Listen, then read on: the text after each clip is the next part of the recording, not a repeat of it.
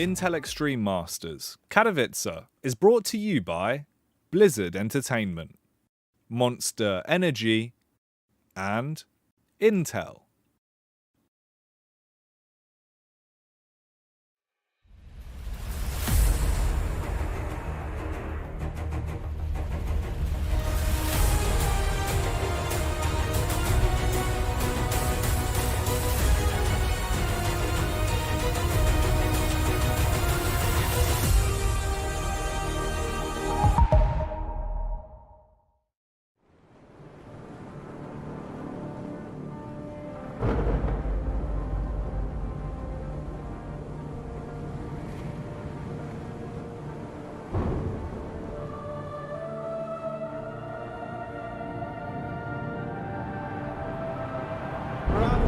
Really making history. Absolutely phenomenal. And Ace is the champion of the Intel Extreme Masters World Finals. Storm's still not quite done. He is going to take this fight, though. 3 seconds left. Last 2 rounds of matches got us started well for ESC. And this is a massive move for Zez, but he's not content with just a Nexus kill. He wants to win. And it's all done. And Trollocs win it. Unbelievable Rogue with a 4-0 victory over Classic. And they did it again in the grand finals. It's Neeb! Give it up for your Intel Extreme Masters World Champion!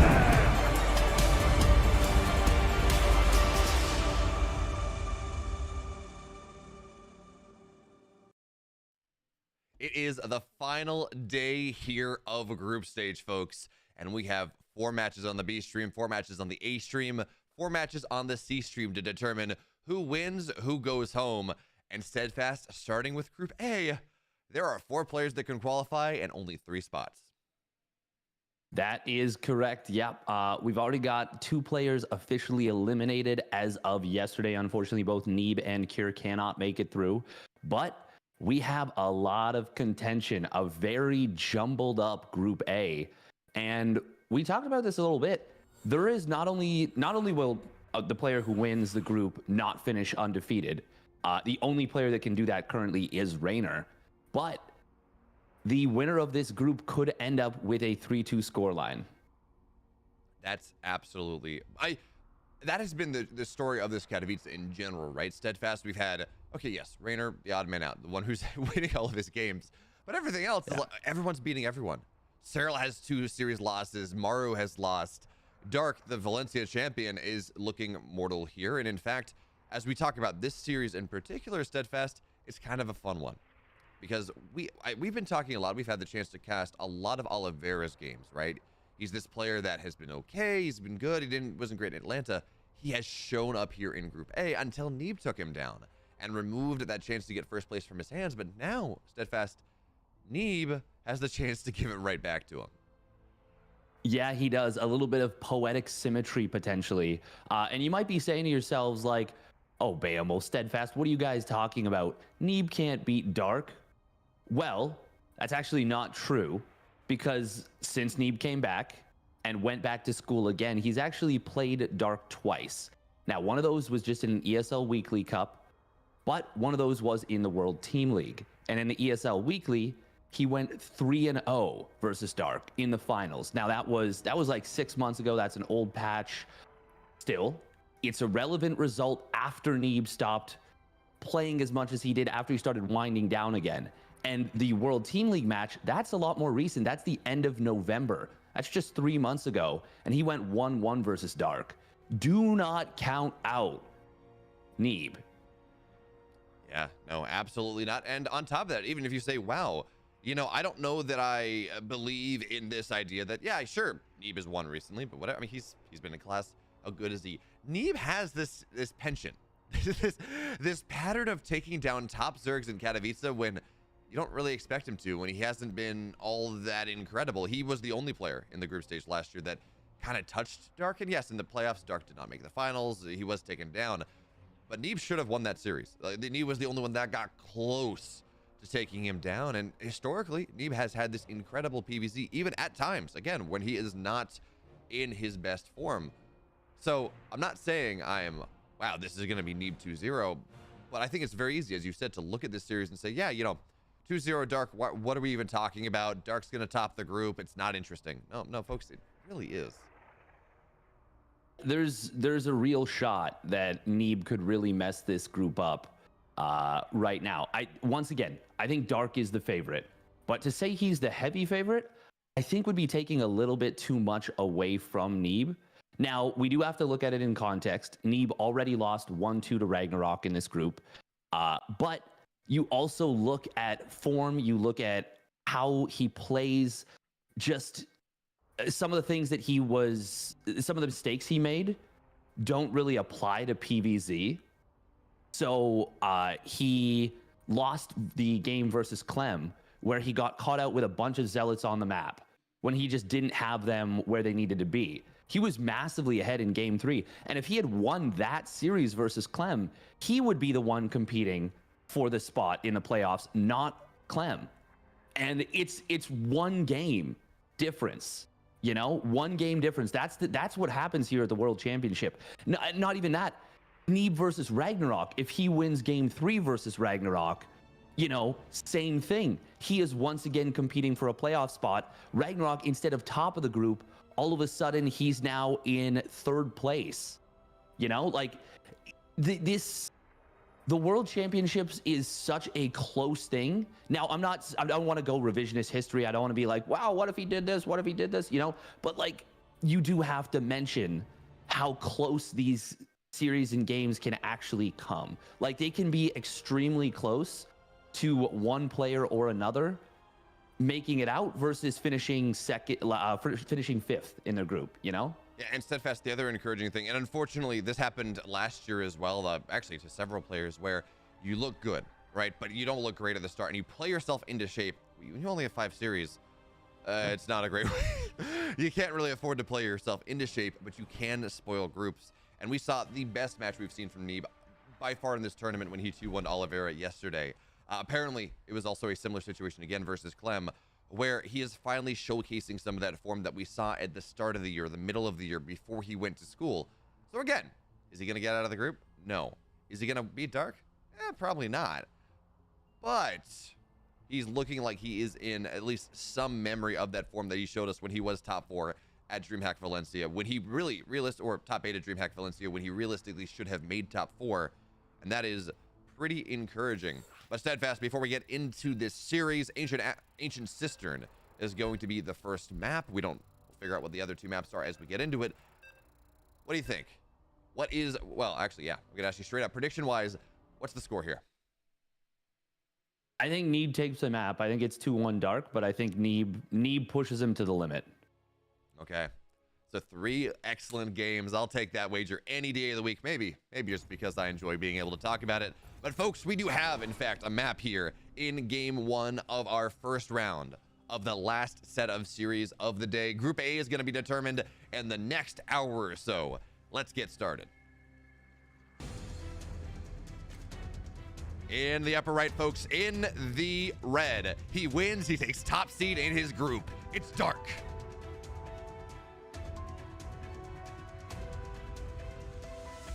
And his opponent spawning down in the bottom left. I'll explain what he's playing for in a moment. For Onside Gaming, it is Neeb.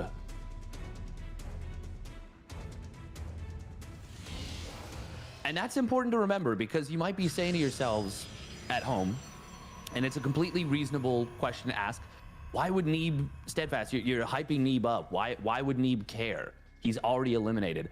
Well, that's kind of a silly way to think about it, because each match on its own, each best of 3 win is already worth $300. And you might be saying, okay, well, he's not going to go flat out, all out for $300. Well, right now he is sitting in 5th place in the group. With a win, he can threaten 4th, potentially take 4th. With a loss, he gets exposed potentially to go down to 6th. So there is a swing of potentially, he could finish 6th in the group, 5th in the group, 4th in the group. But the best thing he can do is win 2-0 to give himself the best chance of coming in 4th.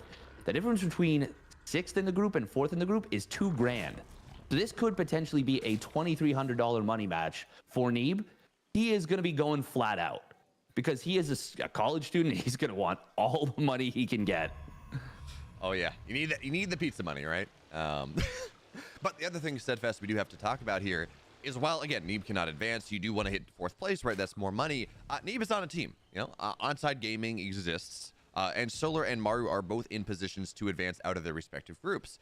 So if you're Neeb, the chance that you can relegate Dark to a round of 12 spot and have him play one more series where he might get knocked out before he runs into one of your teammates, that's actually really nice. We have seen massive upsets in the round of 12. Everyone wants round of 8. You want that guaranteed higher seeding. So that's also, again, another thing he's going to be playing for. You want money, and maybe just maybe, you might be able to make your teammates' runs in the playoffs just a little bit easier.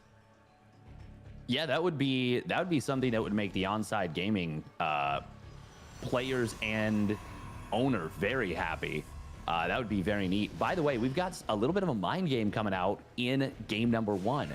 Neeb going for the warp gate first here, not delaying it, but he still starts the Stargate up. So he's trying a little bit of misdirection on Dark here. Dark, though, he's saying to himself, well, okay, he's been doing this a fair bit recently, sending a second Overlord across the map to try and get a scout.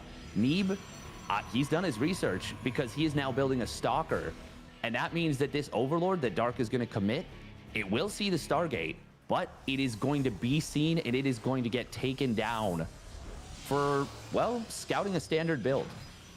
And Steadfast, one thing we got to point out here, so Dark was supply blocked at 36, but the key thing in the early game, because actually as Zergu can kind of support those a little bit, is the fact that he was sitting on 7 larvae for a while. So he was on 1 hatchery. He was actually sitting in this situation where it didn't matter. Like, you actually lose out on production over time. And yes, okay, it's a small thing. Supply block for about 3 seconds, but because he was sitting on larva that he could not build, that's the problem. If there are builds. So Mio Micah, for example, has some Hydra all-ins that are intentionally supply blocked for a while, but because it's only on like 2 larvae, when that happens 1 to 2 larvae, it doesn't matter because the larva is still going to increase. You can build your drones afterwards, and it allows for some other efficiency.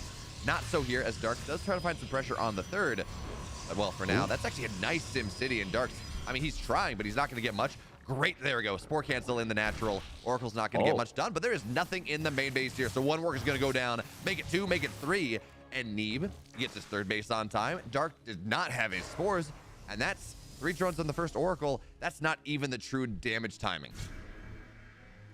No, it's not, and I didn't expect it to dive back in. It actually got 2 more drones. What I was going to say as well is that it hasn't even taken any hull damage, so he trades a little bit of hull for 2 more drones. This is actually a phenomenal start for Neeb so far. And now he's got 2 Adepts sneaking out to the right side. He also did something very cute where he shaded forward to check on the Lings and see if they were still there, see if they were being reinforced, because he didn't have those Oracles on the map to spot anything. This is actually such great play from Neeb so far. He's going to use... No, okay, he's not pairing up with the Adepts just yet. He's waiting for the 3rd Oracle, and now he's going to go in. Lings do get in on top of the Shades. Good job by Dark. But Neeb, he doesn't quite get into the pocket. Will still be able to go into the natural with these Oracles. He's finding so much damage. He's going to lose one of these Oracles, but there's no Spore in the main. This is huge damage. Neeb is so far ahead in workers right now. Steadfast, this is ridiculous. You would have thought Dark... Yeah, you know, he takes damage in the main base once because he doesn't have a Spore. You would have thought that he would have gotten one. I understand Dark trusts on his Queen control and his Queen positioning, but still, that is so greedy, and he gets punished so hard for it. And look at what he's going for behind this. This is not Blink Stalker. This is nothing like that. This is the NA special. This is something Astray has been doing for a while. It's a little bit counter meta, but you get that Templar Archives, you get charged, and in about 2 minutes, a minute and a half here, he's going to have 2 Archons, he's going to have 7 Gate Zealot. And this is actually, well, actually, as I say that, he adds 2 more gas. So this is going to be more the charge or the storm timing. But the tempo that Neeb is establishing on the map right now, Dark is just reeling. He is truly reeling right now, and another couple of drones going down. 7 drones. You might be saying, oh, 2 Adepts for 3 drones. That's not great. Well, he pairs it with the Oracles. 5 more drones go down. Dark is reeling right now.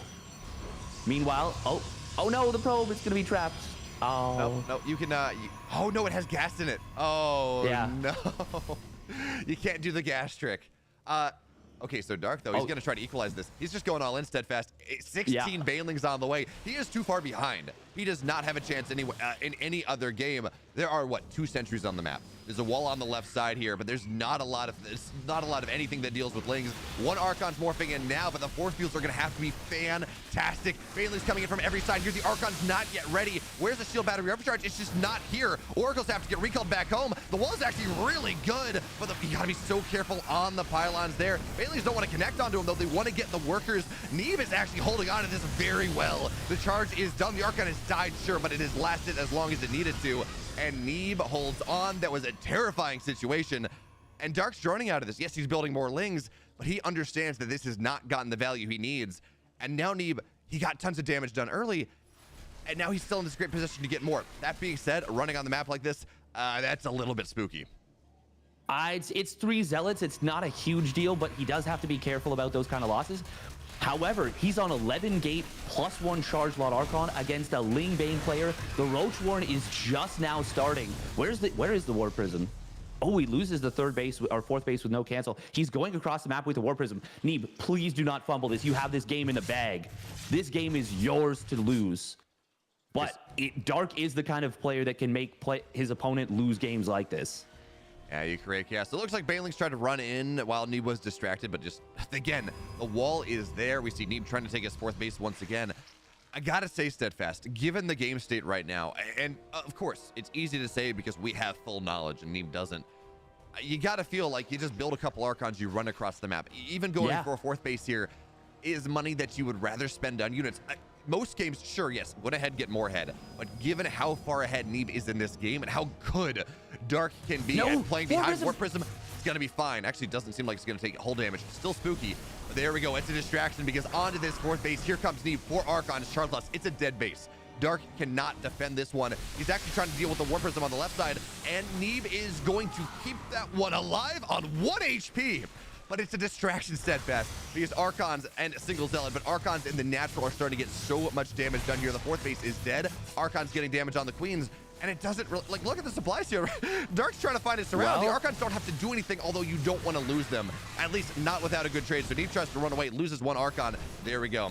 Zealots into the 3rd base, and at the end of the day, while losing these Archons is painful, while losing the Zealots is painful, it feels like at the end of the day, it doesn't matter. Neeb is just getting too much damage done.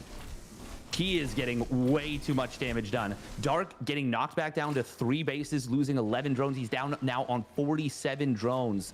And Neeb has secured this 4th base. This is a gigantic lead, a gargantuan lead for Neeb right now. But he is doing a lot of things that make me worried, because he's just looking kind of shaky in what was a pretty easy game to close out on paper. Once again, we have full knowledge. Neeb doesn't see what we see, but this is something that Dark can sometimes do against his opponents. He can sometimes get in your head, and you think he's bigger than he is. It creates this larger than life persona. Now, I don't want to build that storyline for this game because I don't think there's anything Dark can realistically do. Neeb is up like 30 army supply and almost 20 probes. He is so far ahead. And a very simple A move should do it. But for the next games in the series, I am a little bit worried about Neeb's mental. We're going to see, maybe he can take a really good fight and kind of regain that composure. Doesn't even matter. Yeah, GG gets called. Dark sees the army. He realizes how dead he was. He kind of knew it before, but yeah. And to that point, Dark doesn't let him take the good fight he wants. Yeah, exactly. How interesting is that? Yeah, that's a well, actually we'll see that in a couple of esports, right? The whole it is better for me to leave the game. It is better for me to preserve my mental state than it is to maybe try to get like a 1 in a million comeback. Just I'd rather not be frustrated. Just like, okay, well, I tried my hardest, didn't work. Okay, we're gonna GG next. I'm not gonna give my opponent that that satisfaction. I'm not gonna allow myself to dig myself into that mental hole. And that now means that Dark, he's lost another map, so that means he's behind Matt Ragnarok on 1 map in this series, right? Ragnarok and Dark going into this, both 3-1 in series, both +3 in map difference, but of course Ragnarok had that +1 map win, 7-4 versus 6-3. But now Dark has 4 losses. It gets a little bit harder for him to take 1st place out of this. And again, if Dark loses, well, suddenly life gets a lot more complicated in this group. But for now, it does mean that Ragnarok has pulled ahead in the Chaser first, just a tiny bit. Yes. that he has, and he's also now with Dark going down in the first game, Oliveira, now there's a little bit more hope for him to take first. In addition, spoiler alert, if you don't want to, don't want to hear about it, give the requisite 5-10 seconds for people to mute if you don't want to hear like do Jeopardy music. Why not? Okay, time. Clem lost game 1 to Cure, which means that money match that I was talking about for Neeb, now Neeb has a much more clear shot of getting into 4th place in that group, which, like I said, that's a big boost to the paycheck for IEM Katowice. It is, and again, with everything that's happening here, it does make it much more likely that that Ragnarok Oliveira series is going to be for 1st place, which is super cool, right? When I looked at Group A, I did not have Oliveira or Ragnarok topping the group. Yes, I know Ragnarok was GSL Season 3 finalist, but we all saw that Maru series. It was not the most encouraging, and it felt like his run through the GSL was not quite as difficult as some others were. Regardless, he's in position for 1st place. So too is Dark. So too is Oliveira. Really, kind of if you win a series, it means you're likely gonna get it. Maybe a little bit less for Dark now, especially with how this is going. But folks, we have a 2nd game of the series, and let's see if Dark can make the comeback happen. Royal Blood is a very good map for Zerg. We're gonna figure it out. In the upper right, folks, in the red, he's up a game into this series for Onside Gaming, Neeb.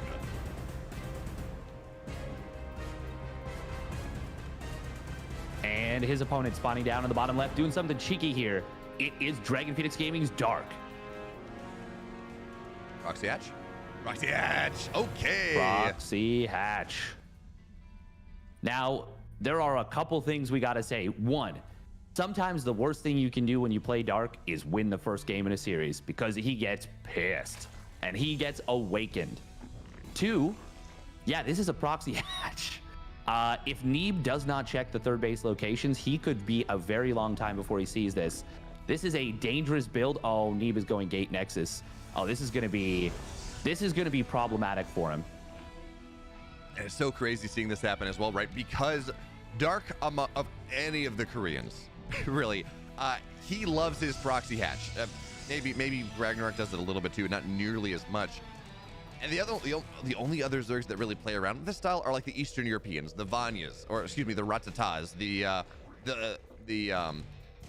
wow, I'm blanking on the name. Anyway, the Blyes, the players like that really that play that hyper aggressive style. Neeb has no idea what's happening. And the cool thing about this as well is this should be the Roach follow-up. So Dark has several versions of this. He'll go Proxy Spines. But with the gas here, I would assume this is going to... Yeah, it's going to be Spines. It's going to be Spines. He's going to go Speedlings. Oh, okay. Yeah. Oh, maybe? Hang on, he's still... Okay. He's kept mining gas for a little longer. Okay. But it is the Speedling version. And, okay, Neeb, correct decision. He is going to go for the Robo here. But with the Speedling play, it's going to be very difficult. He hasn't started a shield battery yet. I do like that pylon on the high ground. That's going to give him a fallback position if he has to give up this natural. But the problem is with a Robo, you really can't give up the natural. You need to keep that alive. Now, probes are going to be better than they used to be, but they are only going to be better against the Zerglings. They are not going to be good against these Spines. This is looking terrifying right now. And we can see Neeb, actually, he's pretty much already given up this natural. So in this case, I'm kind of on board with it, because it's going to give him... When you fight for the base and you don't get it, oh, the creep tumor snipe is so big. That buys him so much time. That is such a clutch move. And he gets out the second adept. Now he can choose shot Lings. I actually love the way that Neeb is doing this so much. This is so clever, intelligent. It is so poised. Yeah, this is, it's kind of, we talked about how, well, okay, Dark is like the one player in Korea that does this. This is something that is a Dark special. So we talked about, like, wow, I'm surprised Neeb didn't look for it. But on the flip side, you know this is something that Neeb has prepared for. It's just in the VODs. So he is responding to this as if this is something that he has been expecting. He's been prepping for. Don't want to lose that adept, though. It's just shade on the high ground. Thank you, shield battery. One Immortal already out. Second one on the way. And after that, we should start to see a Warp Prism. Just infinite micro ability here coming in from Neeb. The question, though, Steadfast, there's a Baneling Nest on the way, and that makes this. Oh, he should not be moving forward. Yeah. Or Baneling Nest done now. That makes this a much more complicated defense. Yes, it does. Now, Neeb has a wall, but he does not have an anti-Baneling wall. This pylon is a huge vulnerability. Oh my god, getting the Observer is not the play. He needs that Warp Prism, like you said, because he's going to need to be able to lift up these units. And if he does not jump on this immediately, like if he does not spot this almost immediately, okay, he sees the Banelings. Does he have the wall? Battery overcharge is going to get popped. The Banelings will not. Oh no, he let the units through. Okay. Oh, all the Banelings go off on the battery overcharge. Oh, middle walk through. He does it. He's going to save the Immortals. This is very good for Neeb right now. That was a massive bait, I guess. He pulls the Immortals back. He doesn't plug the wall with one of them. And now, I mean, he needs some anti-air. That would be fantastic. So he can make sure the Spines don't hit high ground. But the first round of Banelings are dead. One Spine is dead. Queen runs up and it takes some damage. I still want a Warp Prism. Warp Prism is so important right here. Yes. But he's going to kill these Spines so easily. Right? He's got barrier up on these Immortals. This is crazy. Yeah, we're going to see the pylon go down eventually, but Dark feels stymied right now. Yeah, he is. But he's on one base. This is an all-in. You might be saying like, oh man, Neeb's on one base. Like, this isn't great for him. No, he's up in workers right now. The only thing is he didn't start up Warp Gate yet. However, he just now starts it, finally. And eventually, he's going to be able to go across the map with like, now the Warp Gate being this late does suck. He could have had it maybe like 20 or 30 seconds earlier, which would have meant his timing was a lot earlier on the counterattack. But I love this. The Twilight Council, I'm not sure if this is going to be for like Glaive Adepts or if it's going to be for Charge. Either one is going to be a good decision. Ooh, nice unburrow on the Spine, but Dark can't do anything about these Immortals. As long as Neeb doesn't just straight up box the micro, he's in a really good position. He's going to be able to clip away at these units pretty much indefinitely.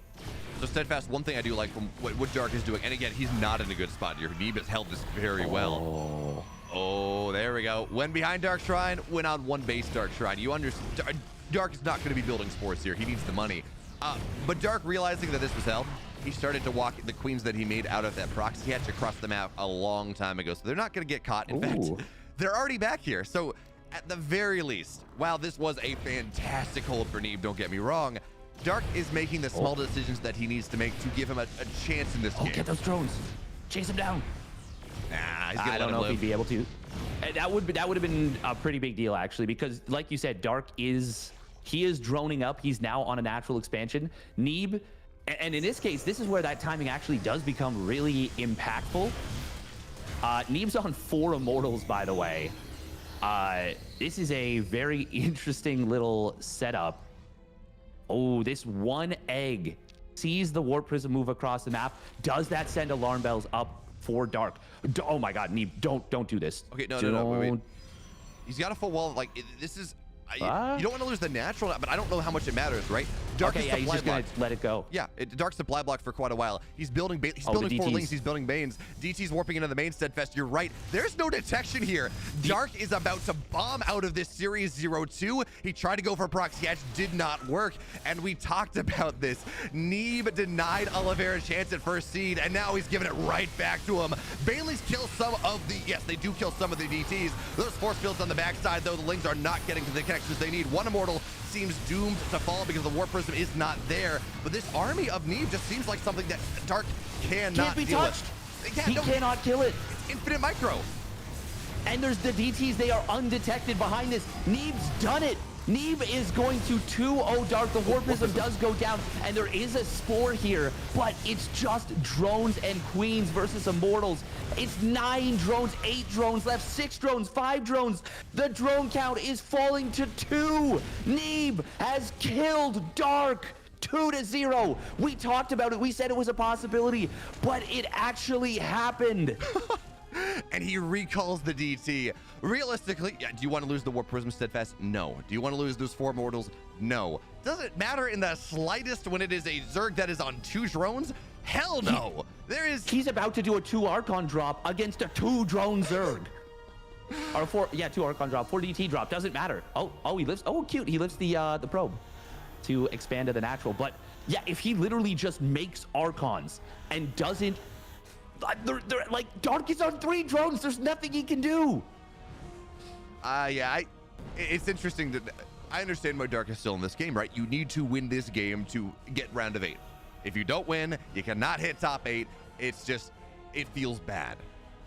There's nothing. It's 45 supply to 18. Leng's run across the map. They're going to see a natural on the way. They're going to be very sad. And now, yeah, maybe Queens can ward the War Prism away. Sure, fine. Even Dark having to build units to defend this is disastrous because, again, he's on 4 drones. He can't afford it. Having to replace them, well, actually, he doesn't have to replace an Overlord. He's on 76 supply cap, but it does not matter because Neeb has a fantastic hold, and he just puts a shock dart in this group. What is happening? Neeb gets the job done. And, well, now this group just got nuts because Oliveira can, I believe Oliveira can win the group now still. Hang on, what's, okay. No, I don't. Okay, so if he, well, okay. Dark cannot win the group. Yeah. Dark cannot win the group. That much is true. Clem also Yes. Clem has been knocked up by Cure. I'm sorry, spoilers. I guess I already messed with it. But Clem has been knocked out by Cure 2-0. So Clem is not going to advance for the second Katowice in a row, coming in as the number 3 seed. So now it's the mini league. Ragnarok, Dark, Oliveira, who is in first place. Ragnarok took game 1 against Oliveira, which pushed him up to +4 in map score. Oliveira only +1. And Yes. if Oliveira does beat Ragnarok, they would both go to 3 and 2 in series. Then it goes to that map score. And the best that can happen now for Oliveira is he would be +2. Ragnarok would be +3. So despite Oliveira having the head-to-head because he lost that game number 1, Ragnarok has confirmed a top seed in this group. Oliveira, though, he can get second place. Yes, which is potentially good, but it could also mean you run into Sterile possibly. And this is weird now. Things get really weird from this point on. So Neeb actually did jump to 4th place.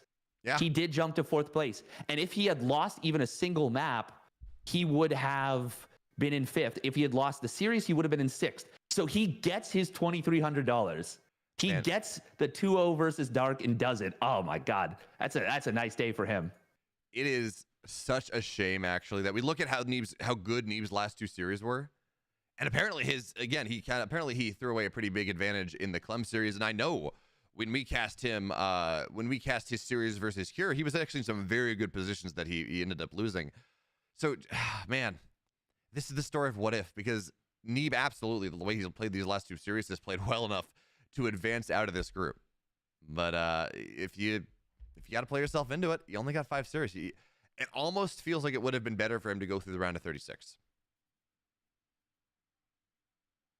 For Neeb, almost. Yeah, right. Like the difference between day 1 Neeb and day 3, even day 2 Neeb, even day 2 Neeb. Sorry, day 2 Neeb and day 4 Neeb. Sorry, day 1 and day 3 for him, but day 2 and day 4 for the tournament. Yeah, that's what tripped me up.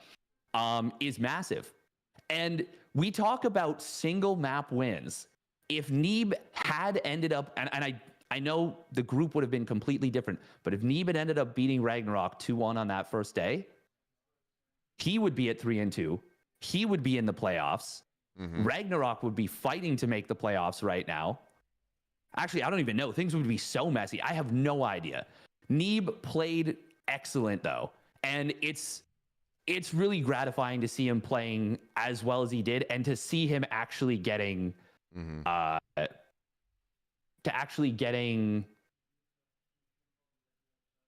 like a good showing, and especially showing like the 2-0 versus Dark. It's a shame that he won't make it into the round of 12. And that's not to say I don't want to see the other players make it. That just would have been really cool to see another Protoss player make it in and get a little bit more parity, especially after a 2-0 of Dark, when everyone's saying like, oh man, Protoss are really struggling versus Zerg. Like, Neeb's just like, okay. Remember let me just 2-0 the best Korean Zerg. Well, Steadfast, the funny thing is because, again, in interviews here at Katowice, Hero has been saying, yeah, you know, I think PvZ is better for Protoss on the new patch, on the new maps, than it was previously. It's PvT that feels a little worse, but I think PVC's better for me now than it was on the last patch. So actually, up until yesterday, it was kind of bearing that out. It was 60-40 in Protoss favor. Regardless, though, you talk about wanting to see some Protoss in the round of 8, in the round of 12, Steadfast.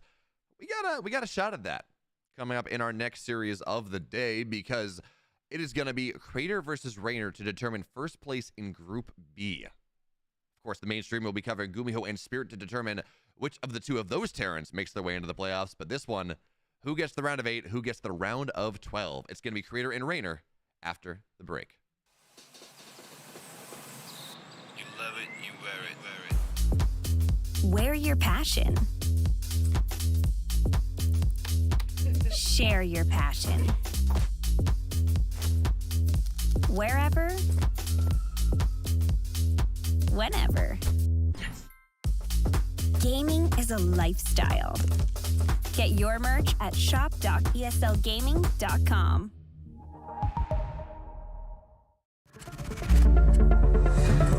Do it in ranked. Whoa! How?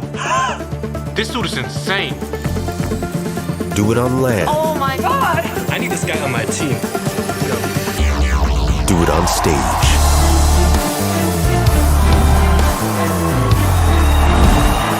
Do it all on an Intel Extreme Masters certified PC. Game like the pros.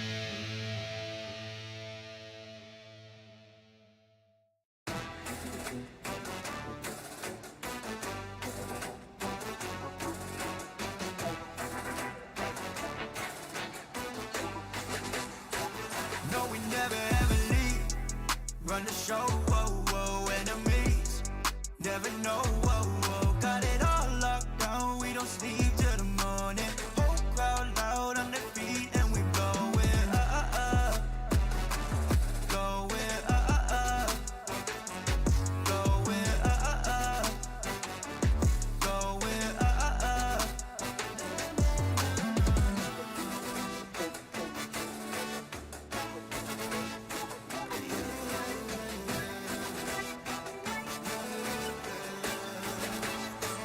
No, we never ever leave. Run the show, whoa, whoa, enemies never know, whoa, whoa. Got it all locked down, we don't sleep till the morning. Whole crowd loud on their feet and we going up, going up, going up, going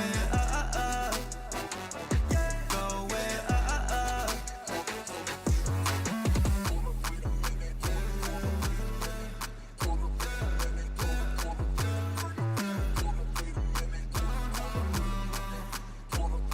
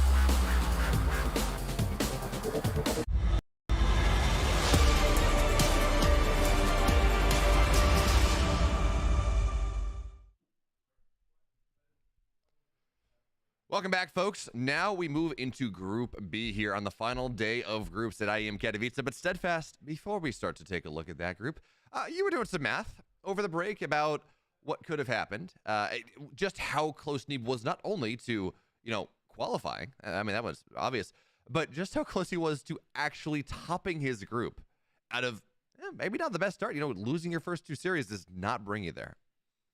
No, it does not. And to be fair, we have to do a little bit of creative math here, but it's not that creative. It's not that big of a stretch. Now, you do have to take things with a grain of salt, and you got to say, like, hey, the games happened the way they happened. If they happened a different way, maybe players approach certain matchups completely differently. Maybe they don't do things that they were going to do. You have to take it all with a grain of salt, But all that it would have taken for Neeb to go from 4th place in the group and very narrowly missing a playoff spot, literally one map win or just subtracting a map loss even versus Oliveira, and he would have squeaked into the playoffs. But what I'm more interested in is the fact that if he had not lost game number 3 against Clem, had gone on and won that, which he was so far ahead, and had won the series versus Ragnarok on day 1, 2-1. So we flipped the two scores from 1-2 to 2-1. That's a plus 3. What is that? Plus 3 map? No, plus 4 map differential for him. And then that subtracts 2 from Ragnarok's map differential. All of a sudden, Neeb jumps up to 4-1. He's the only player at 4-1. I know that it's things. We're getting a little bit wild here with how far you go, but that's not that big of a difference. That is, especially with how well Neeb was playing and how close he was to beating Clem. It is not a far cry away from him winning the group. And it's pretty nutty how intense and how high octane every single map can turn out to be in the group stages. And even just to expand on that, I don't think Oliveira knew, because he obviously was focusing on his own match. But as of the middle of game number 2, Oliveira entered a position where if he had won that series, he would have won the group, even though he was down 0-1. This whole thing is just so neck and neck. It's so neat. It really is. But you talk about potential winning groups. We do now have to start talking about this next series that is going to be happening, Steadfast. It is going to be Crater. It is going to be Raynor. And this is a shot for our only player remaining here in Katowice who has not dropped a series. But of all the people that Raynor has to play, Crater has been looking good. BVZ has been looking good. And historically, these players are neck and neck. Yes, exactly. Historically, they are very well matched against one another, particularly in the World Team League in the playoffs. When Team NV had that unbelievable run, Creator was part of the engine of that. He was able to 2-0 Raynor, and then when Raynor was revived, he got the 1-1 and eliminated him. Granted, different patch, different time. Raynor that wasn't powered up for the World Championships. We talk about, you know, results, and you do have to take them with a grain of salt. Because as much as I want to say Creator looks good, and he can go toe-to-toe, especially historically, we got to be real. Raynor looks maybe the best I've ever seen him in terms of pure form. And I'm not just saying in terms of like, I'm not saying he's going to win the tournament. Although, I mean, looking at it, I actually do think he's the favorite right now. But he looks fast. And he is going to dismantle a lot of opponents that maybe have a small strategic edge on him. Even like in games, players are going to get strategic edges, and he is going to just Omni-Man right through them. Like, he is going to bust right through them. Yeah, you know, Steadfast, I talked to Raynor before we got in, before Katowice, right? And I asked him at the end, I said, hey, how are you feeling about Katowice? And he said, I'm feeling great. I'm like, okay, so like, what does that actually mean? He's like, no, Bayo. When I say I'm ready, I'm ready. I'm ready to win the tournament. I'm not going to lie to you here. And maybe I've got some builds I need to clean up a little bit, but my mechanics are on form. I feel fast. He's winning 1v4 in Archon mode against Terrans. Like, Raynor is at the peak of his form. That hyperbolic time chamber has been paying off. And now the only question is whether he can bring us on into that final day, to those playoffs, as the only undefeated player in the entire tournament. Because we were talking about it, there are groups where a 3-2 might qualify. Not so here. But of course, folks, for that to happen, he's got to win this next series. Game 1 is ready. It's Neo Humanity. In the bottom right, folks, in the blue, he is for Kitesa Gaming, Raynor.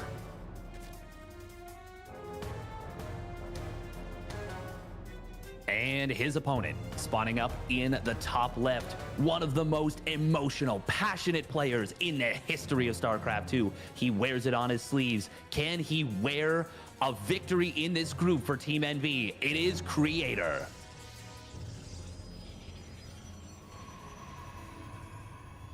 And we talk about, you know, how Neeb was playing basically a $2,300 money match. Well, the difference between getting top 8 and getting top 12, which is not what either of these players are going to be willing to settle for, but that guaranteed money is a big difference. Getting the difference between 8 and 12 is $10,000. This is now a $10,300 money match. This is a big one. You know, it is, but Steadfast, I mean, who cares? Realistically, who cares? That is the consolation prize if you find yourself out in the round of 8, round of 12. Raynor, again, we talked about this. He expects to win this tournament. Any tournament he enters, especially when he feels as confident as he did, as he told me he felt, he expects to win the tournament. Anything else is, well, it's just, it is not what he's looking for. And honestly, Creator is looking like the GSL finalist Creator, the Valencia round of 4 Creator that we saw the first half of the year, that has been looking at that level. Yes, he fell off second half of 2022, but from the games we've seen in this group thus far, that is not who he is. He is, I don't know what it is. I don't know where he found that next gear once again, but he's hitting it. And with the state of PvZ right now, that's a much better situation for him to be in, even than when he played against Rogue in Season 1. Yeah, it definitely is. And Rogue is a drastically different player than Raynor. Rogue is such a preparation strategist. Raynor is a fireballer. He is, I mean, there's a reason he got the highest rating and speed of any player. He is so fast at normal power levels. And this is a juiced up, jacked up Raynor. This is Raynor that is, you know, he's on the Venom drug from Batman. He's looking like Bane, absolutely jacked. And I mean, if you've seen him in his interviews, he's looking pretty fit too. Like, he's been hitting the gym for sure. But he looks good. Creator, will he be able to handle that is my question. And like you said, he looks really good as well. But I'm really interested to see what Creator's strategies are going to look like. By the way, okay, we have seen a little bit of Raynor's PVs or ZVP. We haven't seen any of Creator's PVZ yet, but we did see that Raynor wanted to go for this before the high yield gas guys are. Oh, hold that thought. We do see a shade into the main base. Get a drone. Oh, we'll see in a second. He did already get one drone. He's actually going to get a second one. Will lose both the depths, but he gets 4 lings and 2 drones. That's not great, but it's not bad. It's actually getting the 4 lings makes that palatable. I'm actually really interested to see what's going to happen here, though, right? Because you talked about this. We've seen some of Raynor's ZVP, and on Neo Humanity, it seems like his play is to take that rich gas. Against Showtime, it was denied, right? We got adepts across the map early on, denied the drone. We're actually going to get a chance to see what Raynor wants to do in this game, we think, but the Oracle dives to the main base. A couple workers go down. That's a good start. The interesting thing, though, right? This is what was this? Oracle, Phoenix, Oracle. That is not how PvZ has been working for the last several months. It's all about that triple Oracle play. Although Steadfast, I know you cast this game as well. I'd like to bring it back to something that Hero did EPT Cup several weeks ago, where he did go that double Oracle Phoenix idea. It's something that Zerg are just not used to. And again, if you get it right, you can get so much damage done. You lift the queens, you dive into the base. When you're holding only on queens, as Zergs are wont to do, it's a lot of damage. It is. It's it can be really difficult. Ooh, there is double adept that the shade gets canceled, but it looks like he wants to go after this rich Vespine base. Nice wraparound coming in from Raynor. Unfortunately, he does get a drone that just popped out, so still loses an additional drone. Nice 4 placement in the main base. Unfortunately, the queen's a little bit out of position, so he still does lose 1 drone, but that's a lot of hull damage on the 1 Oracle. And yeah, the ability to lift up a queen during all this is very handy. But what I am interested as we head into the mid game is what is the style of creator going to look like? Is he going to play Forge? Is he going to play, or not Forge? Is he going to play Storm? Is he going to play Disruptor like we saw Showtime doing? Is he going to play heavy Charge Lot Archon? Is he going to play heavy Blink Stalker? I'm really interested. This is our first look at his PBZ in this tournament. And for just a moment, we saw Overlord speed there. Oh, I wonder if Raynor was thinking about a potential German taxi. Nice catch, by the way, on the Adepts. Oh, and he will get the kill before the shade completes. Oh, here it comes.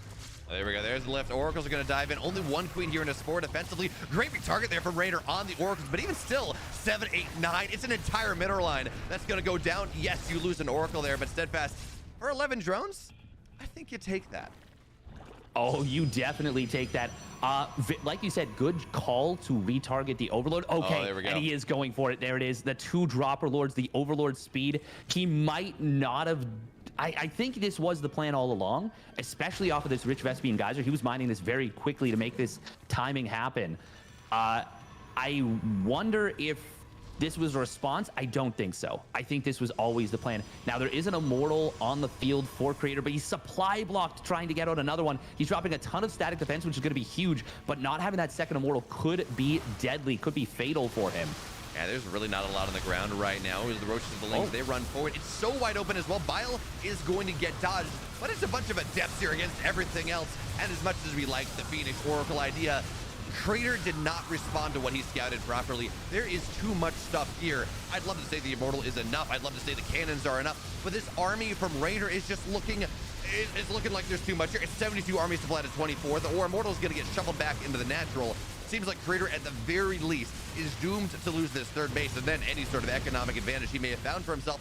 But at the end of the day, it's 61 probes to 42. Raynor cut work. Oh, I love that. I love the recall. I don't know how much it's going to matter. But again, at the end of the day, Crater, it didn't seem like he had the proper read on this. No, I don't think that he did. And it's hard to blame him. This is a first look at the strat. This hits a lot faster thanks to that Rich Vespine Geyser. And Raynor, I mean, it might also almost end up being better for him that he didn't get to showcase this versus Showtime, because now in a match to decide the group, well, he gets to stun Creator, gets the killing blow, and will take game number 1. Very nice build from Raynor. Creator, can he still win? He can still win the group. It still comes down to who wins straight. Yeah. Creator can still win the group, but that's a bit of a rough one. Yeah, that's and it's kind of funny. I wonder though. You talk about maybe it was good that maybe Showtime didn't show that. We didn't show it against Showtime. I wonder if Raynor would have gone for this build against Creator if he had actually gone for the build versus Showtime, right? This doesn't really feel like a one-off build, right? It's not something. It's not proxy Fusion Core 3-port BC. something that is that far out there, which, by the way, we did see on day one of the group stage. Again, not that far out there, but maybe. What I will say, though, Steadfast, is when I was talking to Raynor leading into Katowice, first, we talked about earlier about how he was gassing up his ZVP, but specifically, he was really excited about some timings he had. He felt that he had them really optimized. They were things that maybe a Protoss hasn't seen before, or a version of it what he hasn't seen before, map-specific things. I mean, that bears out. That hit, what, like 30 seconds faster than it normally would, even with the Overlord speed being delayed a little bit. It hit with, like, nothing on the ground. I don't know how you open Stargate against that. I don't know how you hold that if you open Stargate. It's not that you can't hold it without Stargate. You need there's a few things that you need to know. First of all, you need to figure it out a lot earlier. The static defense was not up in time to save, for example, the static defense was not up in time to save the first sentry. The second immortal was late. It was not a clean cut defense and not a perfect read. And losing that that second oracle, that does hurt, because that means no stasis wards. Just a lot of things didn't go well. And the execution from Raynor, that was a clean execution. He hit that hard and he hit it fast. Now the thing that I wonder is, if he gets that map again, does he have a different build that revolves around the high yield gas? For now, we're not going to worry about that. That's something to think about in the future of the tournament. If he runs into another Protoss, if he runs into Hero or Creator again, potentially, that would be kind of neat. Regardless, we're getting into it. It's altitude. In the bottom left, folks, in the blue, he's up a game in this series and pole position. Round of 8 in his grasp. It's Raynor.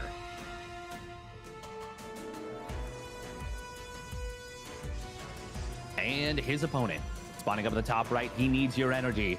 For Team NV, it is Creator.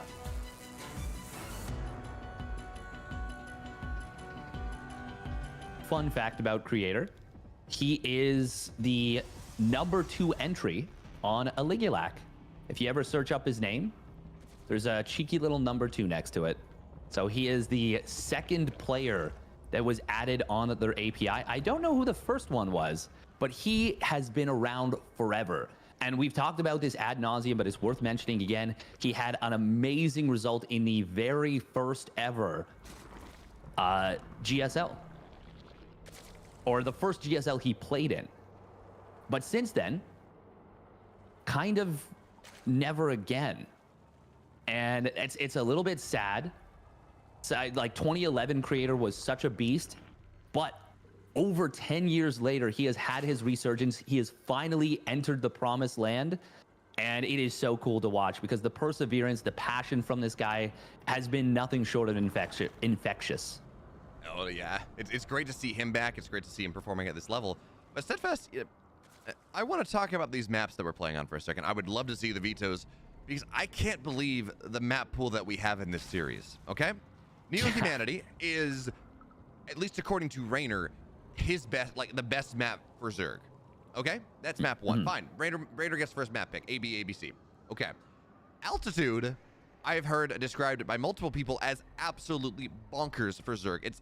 Zergs can take that rich gold. It is like, I've been heard it described as unwinnable for Protoss. So the fact that these are the first 2 maps in this series, like, what happened in this big ban phase that let this through? I am very curious about that. For me, I don't think it's the gold base. It's the fact that the map is so wide open. There's so many attack paths. The third base is gigantic. There is a ramp, but the pocket third also gigantic. Lot of area to have problems, basically. The one thing I will say, and I like the build order choice from Creator if this is what he's going to go for, the Twilight Council. There's a lot of space between the bases. Okay, this is not what I expected. I was going to say Resonating Glaze is very good. We're going to be seeing a 6-gate Blink Stalker all in. Creator, I do like this build on paper.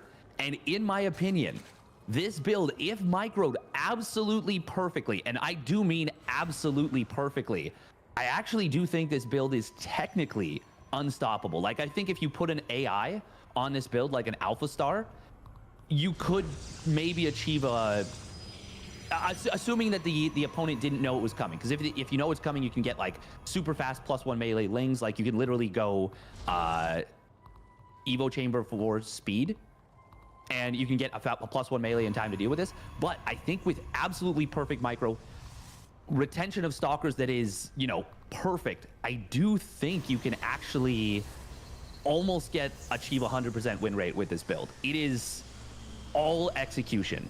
And the big thing about this build as well from a creator, this is a build that creator has beaten Raynor with actually fairly recently. When Raynor was living in Korea, they played in EPT Korea several times, and creator knocked Raynor out of several of those EPT Cups with a similar build to this one. The question though, oh wait, he sees the robo, but he doesn't, did he see the extra gateways?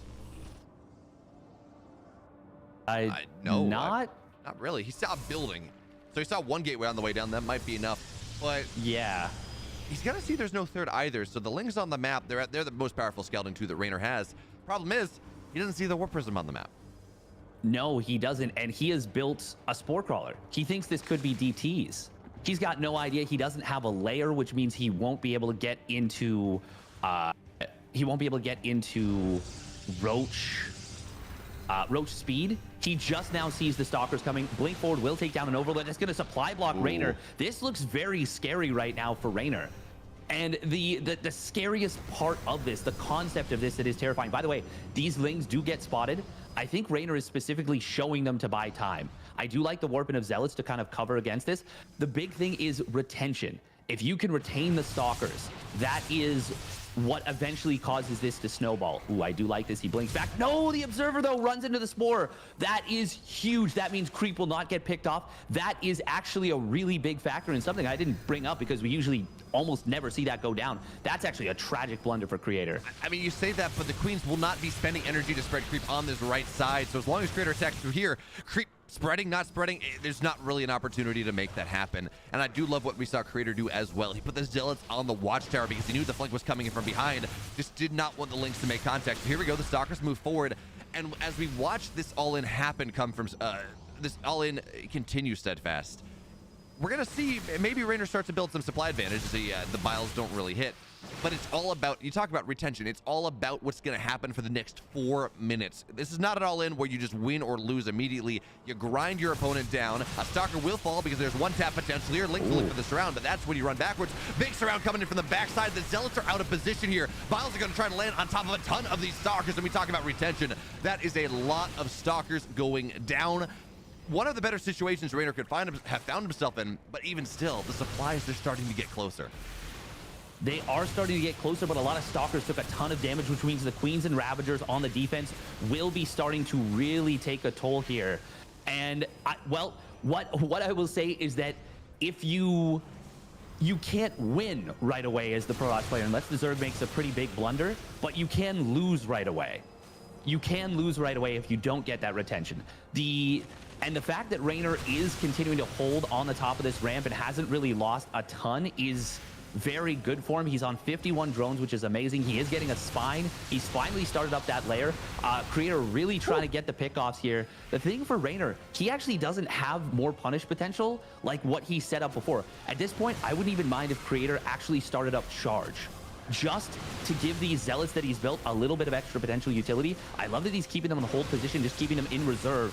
This is actually starting to slowly but surely, just slowly but surely break through. Yeah, it's kind of, when you look at all-ins from Protoss, right? You look at army supply as a really good metric. Is the Protoss even with army supply? Are they within 10? Okay, well, it's actually going to start to be fairly good for the Protoss. Otherwise, okay, well, you know, they're pulling ahead. We're seeing Creator pull ahead in army supply right now. He is trading incredibly well. And notice what Raynor's doing. Those lings that you talk about, that counterattack force, that surround force, it's actually going on the other side of the map. He realizes that they are not going to be all that useful here, so he's going to have to force warpins at home. A recall if he's lucky. But there are a couple of depths in the wall. There are not enough links to make that happen because of the flank earlier, and Creator continues to grind Raynor down. Yes, biles are always scary, steadfast. That spine is doing good work. But again, as this game continues to go on, Creator has everything he needs. I like the idea of charge, but Creator realistically, he wants these stalkers. He does not have the gas for it. There's a couple more Ravagers. They are going to get targeted down. These stalkers are all so low that they've been fighting so efficiently. The fact that none of them have died at this point, or so very few, is insane. He has actually lost quite a few stalkers. He actually lost 13, but he is starting to move forward and targeting down roaches and ravagers. Nice transfuses there from Raynor. Saves the second ravager. Doesn't let that go down. This is still so razor's edge. Oh, that's a big bile that just connected on about 3 or 4 stalkers. Creator, the micro is good, but it's not perfect because he's still blinking back in big groups. And with this kind of thing, you need to be blinking individually in order to hit that critical mass. And I think as roach speed completes, Raynor, it is starting to feel more and more like he is held. Okay, yeah, the biles keep hitting just a little bit on the edges now. Raynor, oh, no, that's not what you want, Crater. We've been praying. Okay, his micro's been good. That is not great. Zealot's going forward. Now, Crater, come hell or high water. He's going to end this game. Blink on top of everything, dodging the biles. Drones have to get pulled. The queens are surviving. The spine has not been dealt with. And Creator, you thought this might have been an opportunity. Well, actually, the concave from the stalkers is fairly nice. More stalkers are warping in. That's 13 dead workers. But where did those roaches come from? He sent them across the map to force Creator's hand, and that is why Creator went for it here. Excellent decision from Raynor. He forced the all-in, the full commit, and this was already an all-in, but he forced it to go. He could not wait. He could not sit on that retention any longer, and Raynor, an amazing defense here against a tenacious attack from his opponent. Raynor, he is going to top the group. 0 probes for Creator. He cannot micro these stalkers. I mean, you'd love to see that it happen. That'd be amazing. That'd be very cool. But he is not going to be able to beat the amount of stuff that Raynor can put out. And Raynor will complete the 5-0 of his group. Creator, he is microing back. He's on 0 workers, 11 army supply. This is it. This is his army. And GG gets called. Raynor makes it happen, gets the job done. Exactly. No problem at all. No problem at all for Raynor. And that means now that we have one player. We have one player with a perfect, well, not even a perfect group. He's lost maps, lost a map actually. But the only player to not drop a series in the group stage of Katowice. And Steadfast historically, you know, when players don't drop series in Katowice, or drop series in the group stage of Katowice, they kind of go on to win Katowice. At least Cyril did it last year, although I guess when Cyril did it a couple more years prior to that, he didn't win. So it's still a pretty good. It's 50-50, still pretty good. Yeah, no, it's definitely still pretty good. I thought you were going to say something like one of the non-answers they give during like a sports interview. And when they're like, oh, what was your key to success? And they're like, well, we scored more goals than they did. You know, we executed our game plan. They played really well, but we played just a little bit better today. You know, it's like, oh, what are you gonna do with your tournament winnings? Oh, you know, I'm just really happy to provide good games for the fans. And you're like, well, that's not even the question I asked, but fair enough, sure. Now you're going to Disneyland, Steadfast. That's how that goes. Yeah, I mean, it's not a bad place, but we are now wrapped up on Group B. Raynor, only player undefeated in series, and not a single player undefeated in maps. Yeah, that has truly been the story of this Katowice. Players no one is looking invincible. Massive parity in the groups, but by the way, folks, close your ears. We'll give you a second. Group B you talk about Group B being decided, at least from our side. No, Group B is decided in its entirety. Gumiho, even if he loses this series now, he will still have second place because the map score will be actually no. Who has the head-to-head between Gumiho and Creator? Gumiho has locked up second place because the worst comes to worst, he'd be 3-2 +2 in maps, 7-5 in total maps, and then it goes to head-to-head. So Group B is now locked in. Raynor first place, Gumiho second, Creator third, and Spirit unfortunately lost his first map against Gumiho, so he is out of the tournament. No Polish players in the round of 12 once again, which is just a little sad.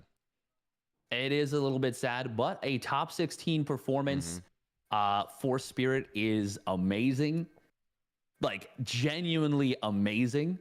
He's not going to be happy with it. You know, he wanted more. But if you look back at the year and you can say, I was the 16th best player, or like 13th to 16th best player in the world, with how good and how high level the players are. I mean, you gotta give him props. Like, that is an incredible showing. He really showed a lot of grit and determination, especially in the round of 36. And I mean, I don't want to bring it up, but last year he had a good first match in the group stage, and then he kind of fell apart. We didn't see that. This is a newer spirit. This is a spirit that was very close to making it out of his groups. He showed competitive edge throughout. Just an amazing showing from him overall. I'm really impressed. I'm super proud of him as you know, just as a fan and as someone who can really appreciate what it takes to be competitive at any level. Oh yeah. And it's kind of, I feel bad for him. I was talking to him yesterday. I'm like, hey dude, you know, these games were great. I'm sorry it didn't work out. He's like, yeah, that one mistake I made versus Creator in game 2, that might be a $5,000 mistake.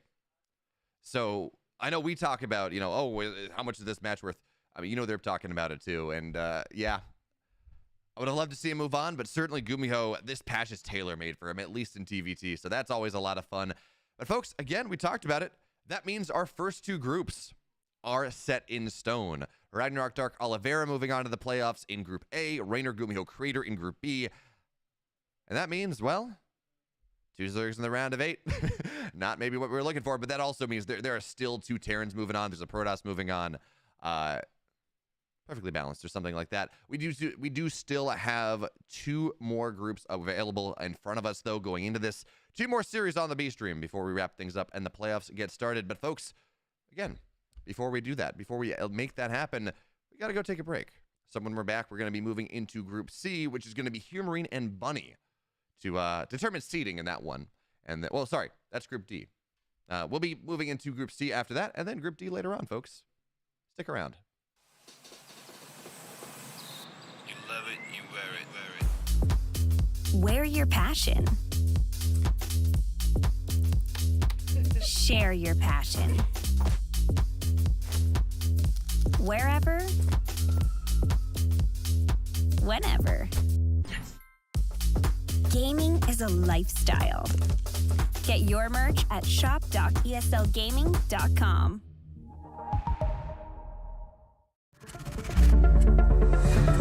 Do it in ranked. Whoa! How?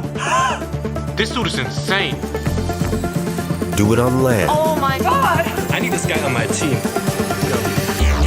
Do it on stage.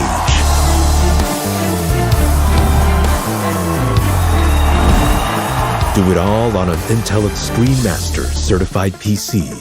Game like the pros.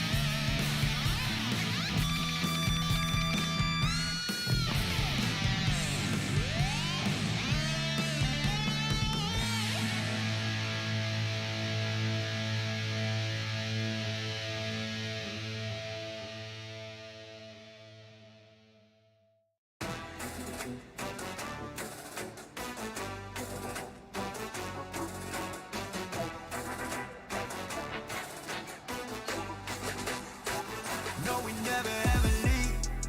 Run the show, whoa, whoa, enemies.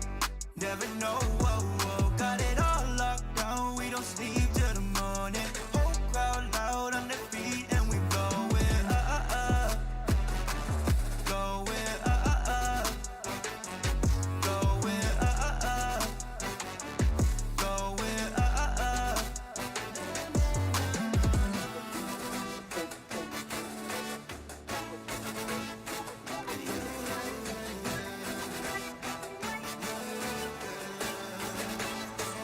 no, we never ever leave.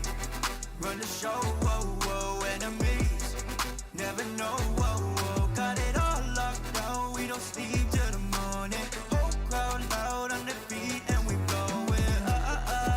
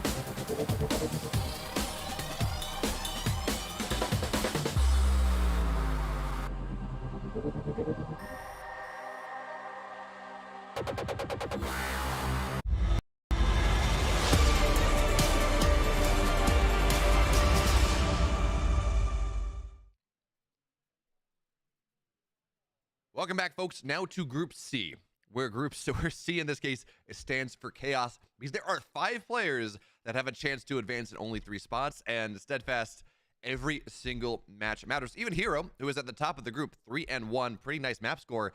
If he loses 2-0, and if Serral 2-0 is a laser, or yeah, Serral 2, or no, a laser 2-0, Serral 2-0 is a laser, and then Solar 2-0 is this series, he gets knocked out, right? And you would think he is safe. So there is so much on the line here, even more than we talked about, like in Group A and Group B. There are 5 players that realistically can move on. Yeah. It's now granted, there's some pretty specific situations for Hero to get eliminated. That like he needs to lose hard to Special. The biggest thing is that he controls his own destiny, and he is poised to win the group. He is absolutely the favorite coming in to win the group today, but it's not a sure thing, which is very interesting for a 3-1 scoreline. And then, speaking of favorites, I actually don't think Special going into today, I think you would put his odds of making it out of the group below 50%, which is weird because he's in second place, but he is going to have to go up against a Hero whose TVP or PVT looks unbelievably good right now. He's beaten Maru. He beat Bunny at DreamHack Atlanta, in the grand finals. This is a scary situation for Special. And then if he doesn't win, if he loses 0-2, he drops to -1 map score. And he is basically hoping that Serral loses to a laser at that point. Like and he's hoping for, I think, a 2-0 loss at that point, because one of Solar and DRG is going to end up in a better position. Actually, no, hang on. if DRG beat... No, what am I saying? I wasn't even looking at the series score. Never mind. If DRG beats Solar, Special is safe. Yes. Even though he would be behind DRG in map score? It doesn't matter, right? Series score matter. It doesn't... Oh, yeah. That's so weird. Oh, wow. That is a super strange edge case. Yeah, we've had it happen before, actually. It's not as uncommon as other things are. But the crazy... By the way, shout out to the script writers, right? That we are here on the final day, and we've had Neeb missed out on, Neeb in Group A. He missed out on winning the group by, like, 2 specific maps. Spirit had a shot. We had, Crater and Raynor realistically top of the group. And now we have this Group C that is as wide open as anything we've ever seen going into the final match of a group. Of course, Group D is solved. But the fact that we're here, the fact that we can talk about this is some fantastic news. But that means also that we need to talk about the matchup that we are actually covering, Steadfast, because this one is a battle of the 2 Zergs that have taken down Serral, and only one of them realistically is going to advance. Yes, that is correct. And potentially neither of them advance. Right now, they're fighting and they are hoping for an opening to find. They are hoping that they can find something to make it through. DRG, he has a much more specific way of making it through. Solar, though, if he wins, he doesn't need Serral to lose. He just needs Special to lose. So Solar is looking for the series win. DRG is looking for the series win and a little extra. Their destiny is out of their own hands right now, but all you can do on that last day is play your absolute best and just give it your all and hope that you can make it through. Yeah, wouldn't it be crazy if the only series DRG won in this group was against, the reigning world champion, the man who won a ZVZ grand finals, like one of the most clutch StarCraft players in history, with a actually very convincing 2-0, and then again loses to a laser. Granted, DRG would be in a much better situation if his Banelinks had not been found in Game 3, and realistically, even if Banelinks had been found, if he hadn't built 25 extra drones that he didn't need. So realistically, DRG probably should have won that game number 3 against a laser and be in a spot to fight against, to really have a good shot at qualifying. Even still, what a weird world where you have a shot again, where the only series you win is against Serral. That's not how that's supposed to work. No, it's not, but it kind of makes a bit of sense.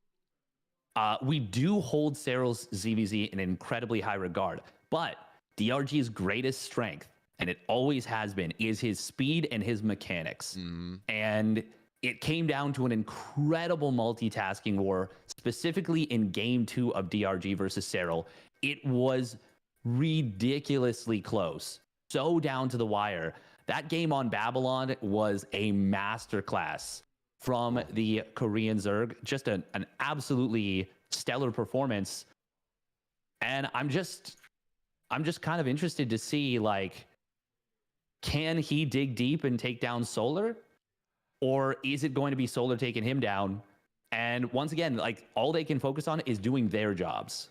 Yeah, absolutely. And it's funny, we talk about, okay, can he take down Solar? I mean, first and foremost, right, this is a matchup that Solar is favored in, 17-6 in Legacy, the Void, and Series. But the other thing, Serral is a defensive player. Serral is going to try to drag it to late if possible. He's going to try to stabilize. That is not what Solar does. Solar is definitely more on, especially in ZVZ, is more on the YOLO side of the spectrum, more on the aggressive side of the spectrum. And as much as we talk about DRG's mechanics and his game and his multitasking, that is not defending against these early game pressures, the bailing all-ins and things. I wouldn't put that quite as much in his wheelhouse. For Solar? No, for DRG. Defending for against DRG. Solar. Oh, yeah. The thing is, like, the ZVZ, the Korean style of ZVZ, especially if you're a player who's not Dark or Rogue, is so much more tailored towards aggression. It is a really high octane play, which is why this group has been so dangerous for Serral. And that's why he lost to the 2 Korean Zergs, is because they are so wild and unfettered in their aggression. And it's really interesting. We talked about this on day 1, and it is actually coming to fruition, is that the the worst player maybe that could come from the round of 36 bracket for Serral is actually a laser. Because absolutely. a laser is almost the same in that concept. He is the closest to a Korean Zerg in terms of ZBZ that any European Zerg has maybe ever been. I don't know if there's ever been a European Zerg that is at that level that plays so similar to the Korean Zerg, specifically in ZBZ. Yeah, pedal to the metal of aggression. In fact, yeah, when we look at Europeans, it's, I'm going to take my third base. I might get 2 Banes defensively. Let me build 8 Lings, and we're going to go straight into the mid game. There's a reason that we saw Raynor start to play Protoss against Zerg, and realistically, it was kind of targeting a laser. Yes, it got more, and there were other reasons, but in part, it was kind of targeting a laser because he is so dangerous to players like Raynor, like Serral, who do want to play into the mid game, who want to play a game of StarCraft, who just don't want to play this Chaos Ling Bane shenanigans.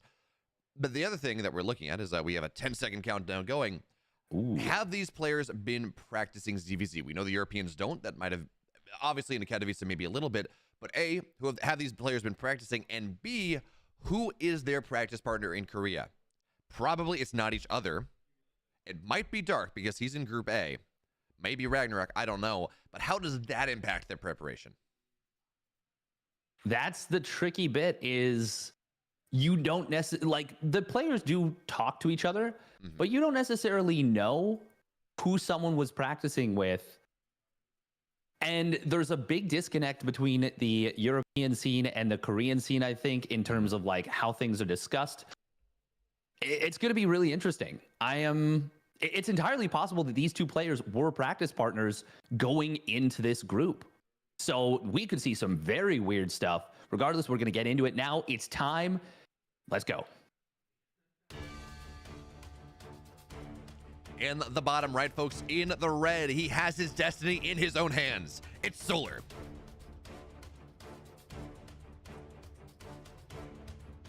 And his opponent. He needs something a little bit more specific, but he's going to give it his all nonetheless. For Team NV, it is DRG. He's in the game. Wow. That's a throwback. I've resisted that the whole time, and I had, this was my last opportunity, so I had to do it. Yeah, I mean, technically Steadfast next game, or the game after that would be your last opportunity, so that's questionable. I mean, yeah, that is true. That is true. But if I wait until game 2, then, you know, it's like, well, why didn't you say it in game 1? And but at the same time, it's like, well, game 2 could be the last one, and then game 3 happens, and I look like a fool. So now I can just do it all 2 or 3 games. And, you know, I've covered all my bases. I'm thinking game theory wise here. Speaking of game theory, we got both players going for the hatch gas pool. Neither of them going to go for a quick Speedling Flood. Neither of them going to go for a 12 pool. We're not going to see a 13-12 Ling Bane all in. We're not going to see what Dark has been doing a little bit of, which I do want to talk about that build a little bit because it's a cool build. While there's nothing happening in the early game of ZBZ, Dark has come up with a build where he will go for, normally you look at this, you look at a hatch gas pool, you're like, okay, 16 hatch, 18 gas, 17 pool. Cool. We get our Ling speed when we get it.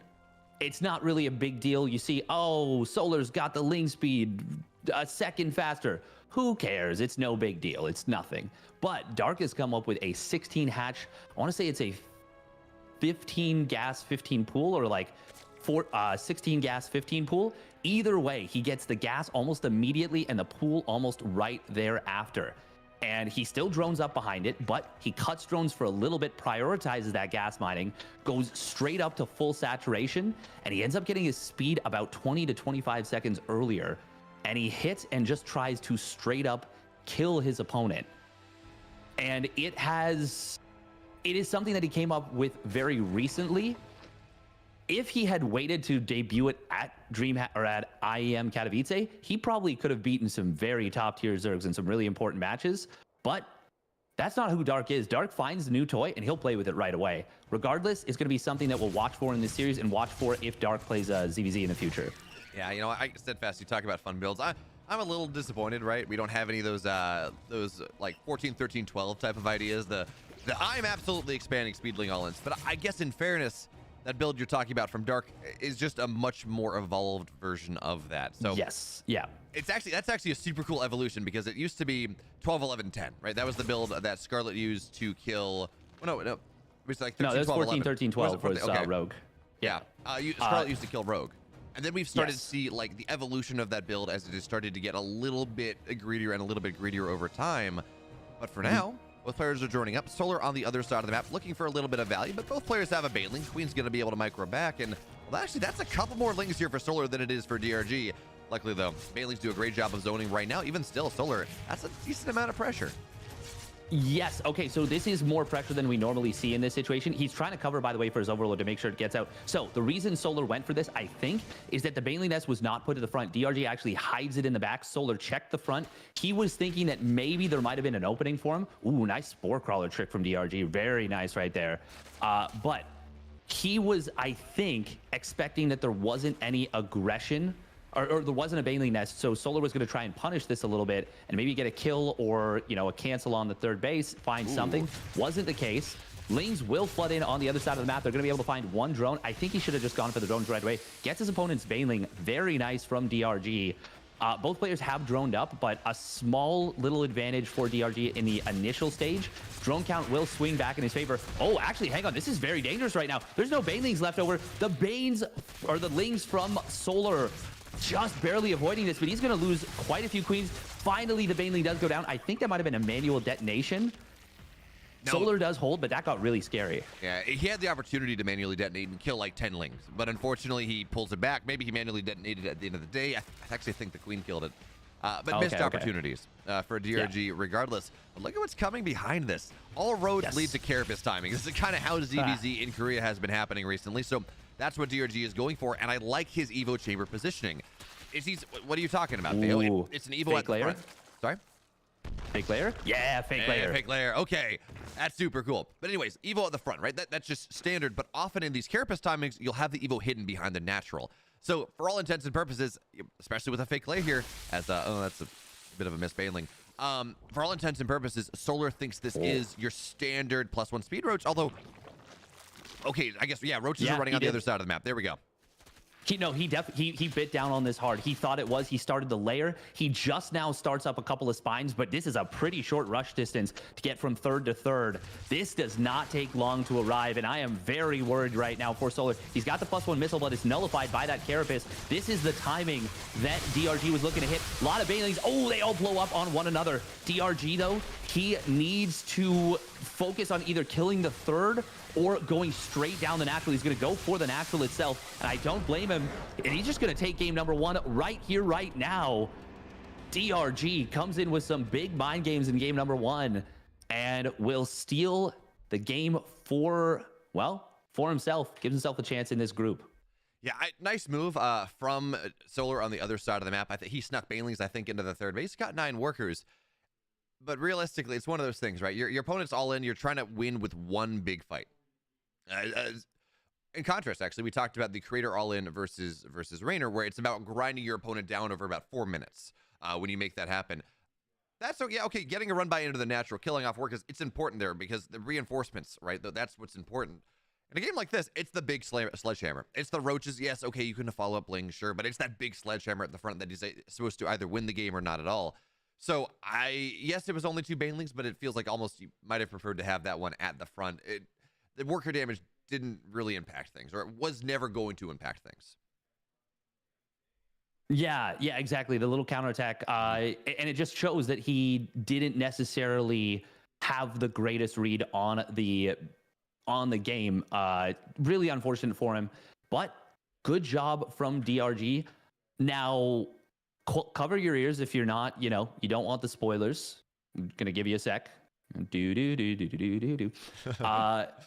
But this is very good news for Cyril. Very bad news for Solar, and actually some bad news for DRG is that Cyril is actually up 1-0 over a laser now. Yeah, so that makes it much harder now for DRG to advance, but we're going to see if You got to win here to have a shot. So let's see if he can do it. If he can get those 2 maps, that +2 map differential, that make it maybe more possible. But for now, folks, game number 2 is Royal Blood, a much shorter map. Let's see what happens. In the upper right, in the blue, he's up a game in this series, trying to give himself every opportunity to advance. DRG.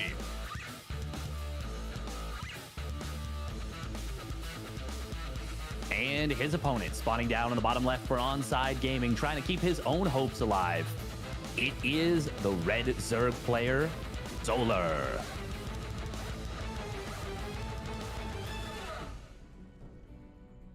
So, okay, you were talking about the evolution. I want to talk about this a little bit, just to give a little bit of, you know, a little bit of flavor for ZVZ and how the all-ins work and how fooling an opponent works.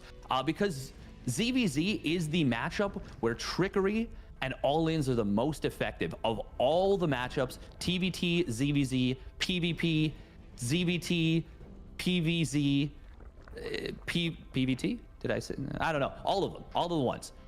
This is the one where you can fool the opponent most thoroughly, because there are so many things. It's rather difficult to get scouts. It's very razor's edge. Static defenses are good, but Zerg has the weakest static defenses in terms of like trying to build them reactively, unless you have a really good read on what your opponent. It's very difficult to get those full reads, and that's why we do hold Cyril in high regard. And that's also why, though, he struggles a little bit in his matchup when things change, because he relies a lot on scouting. But there's the framework.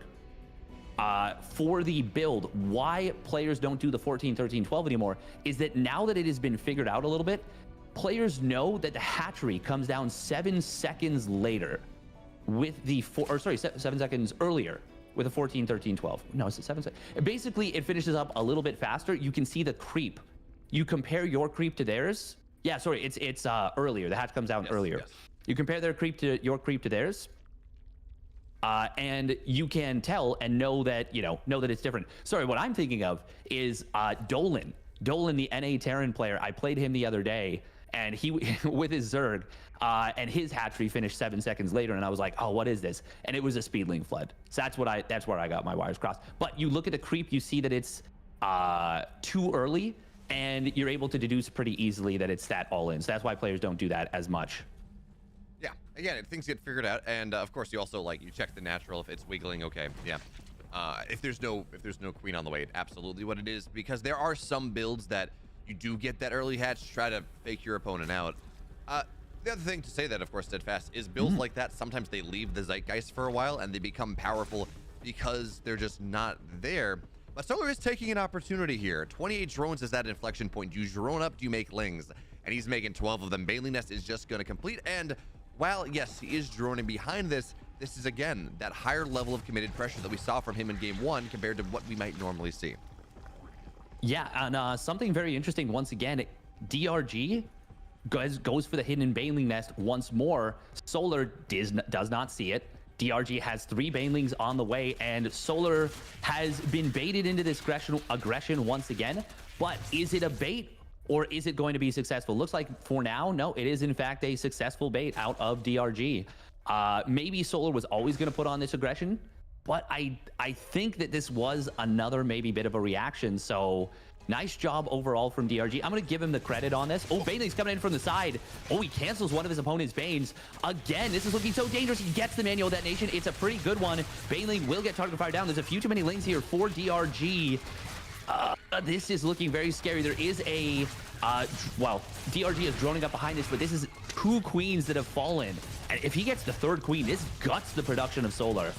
Oh, it's very close, Solar, but it will survive. Yeah, great micro there from Solar. Even still, yeah, 2 queens, a bunch of lings. You didn't get work is fine. That is massive. Queens, we talk about how important queens are in any Zerg matchup, right? Especially in ZVZ, because you have the same production as your opponent. You can't go and build another, you can't afford to build another hatch in this setup. You do have to make sure you have those injects. So having 2 more injects than your opponent is perhaps the biggest thing ever. And I know, Steadfast, I know you're really hoping that this layer gets canceled. I don't think so, not this time. It it looks like a fake layer because this is a 2-gas Roach play. But DRG, I think, is going for the double bluff here, where he's like, oh, you see my layer just starting up, and he's trying to keep his opponent in the dark. This is a very kind of wild and wonky ZBZ. There's very clearly a lot of mind games at play. Yeah. But it looks like it's actually now going to be Solar going for that Carapace all in. And you said all roads lead to Carapace all in. I mean, yeah, the Korean Zergs are loving this because it's such a difficult thing to identify. But we see DRG getting the scout. Solar did not have the gas for a fake layer here. That's actually pretty big because now I think DRG should drop multiple spines. Yeah, there we go. 2 spines coming on down. He does build a lot of overlords. He actually, a little bit of a laser lord situation right here. He's going to be way oversupplied, and he kind of needed that money for roaches. Actually, he definitely needed that money for roaches. He might just be dead. He's got roach speed on the way. This is looking so brutal. The army supply is huge. That it is. I mean, if he buys time, sure, fine. And the queens, there's that queen count, so banelings are now going to get targeted down. Lings find their way into the main base, and this is a massive move. But the banelings do get pretty good connections, Steadfast, softening up a lot of these roaches. Even still, you're right. It's a significant army supply lead, and with the queens to the front, that defender's advantage is not going to be quite as strong as it might otherwise be. Again, lacking the production there. Lings in the main base. Drones have to get pulled into the natural, so economy is hurt. Yes, spines defend the third base, but here comes Solar into the natural. +1 range is not yet done, so these are Carapace roaches, Carapace Lings against, well, nothing to equalize. Even still, though, at the end of the day, the Lings in the main base are a problem, but we have Solar backing up. DRG is starting to build some level of an army supply, but here come more Banes into the natural, and where are the roaches to defend? They're going to tap down a couple. That is so many drones! How good are the splits? DRG 8 workers go down. It's going to be maybe just a little bit more. No, 10 at the end of the day, but they are so low, and that is enough to justify the timing. It is, but this was so weird. I think Solar could have killed him with just full reinforcements if he goes up the gut through the natural. Now, the spines did get time to finish. That wasn't the target that DRG or that Solar went for, but I really feel like Solar could have maybe ended the game there. He did something weird where he droned during it and then committed to more Banes and then more units behind it. Now, it's good that he doesn't over-drone because he could have died right now to the counterattack, but it also means he was in a position to maybe just win the game outright, and instead now the game is going to go a little bit further. Now, some of these drones are still a little bit bruised up, so these Lings that will get in, there we go, already one of the wounded drones getting target fire down. Another, just barely saves that drone. Still, this is a good situation for Solar, but considering it could have been the game over, I wonder if it would have been better for him to just keep attacking. Yeah, kind of I mean, I understand. It's a very weird game. Yeah. I don't blame him for not, but it's just a weird. I think he still probably has this game. He's up 15 roaches right now, and he's going to have a 1-1 timing well before his opponent's +2 missile finishes, which is going to be a really nice advantage for him. A great opportunity to close it out, and I think he's going for that. But I think it's all going to work out. I don't want to be too critical. Yeah, again, I understand.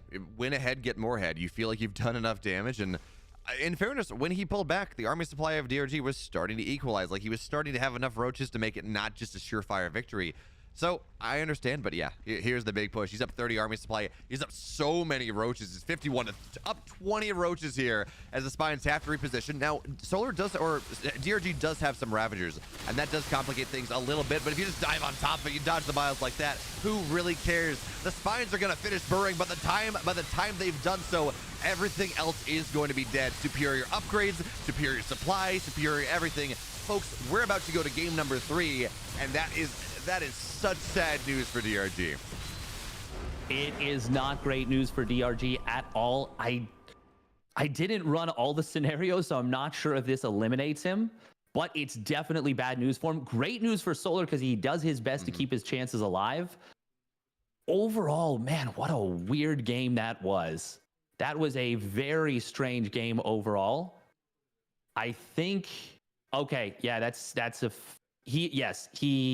DRG is officially eliminated, but I think it's actually external of anything else. It is I think it was, no. Yeah. Well, I think he was eliminated regardless because of other results. Yeah. Yes. So, well, I mean, it's still rough, but yeah, I'm pretty sure everyone is probably watching because that is the big point is that Cyril was able to 2-0 a laser, and I believe that locks up a playoff spot for Cyril. No, it doesn't. No, it's still not confirmed, right? If again, I don't have the math in front of me, but Solar is still. No, it does for it. It has to. No. Well, no. Special can still miss the playoffs. Solar can still make the playoffs over Special, but he can't make it over Cyril, I think. Yeah, because map differential. Map differential is too high. Yeah. Okay. Yeah. Cyril's in the playoffs now. He's officially in the playoffs, but Solar can still make it through. Yeah. That'll be fun. More Zergs in the round of 12, maybe. But folks, we're gonna have to see what happens as we move in to game number. There we go. Game number 3. In the upper left, in the red, again with his life in his hands, looking to lock in a playoff spot. Solar.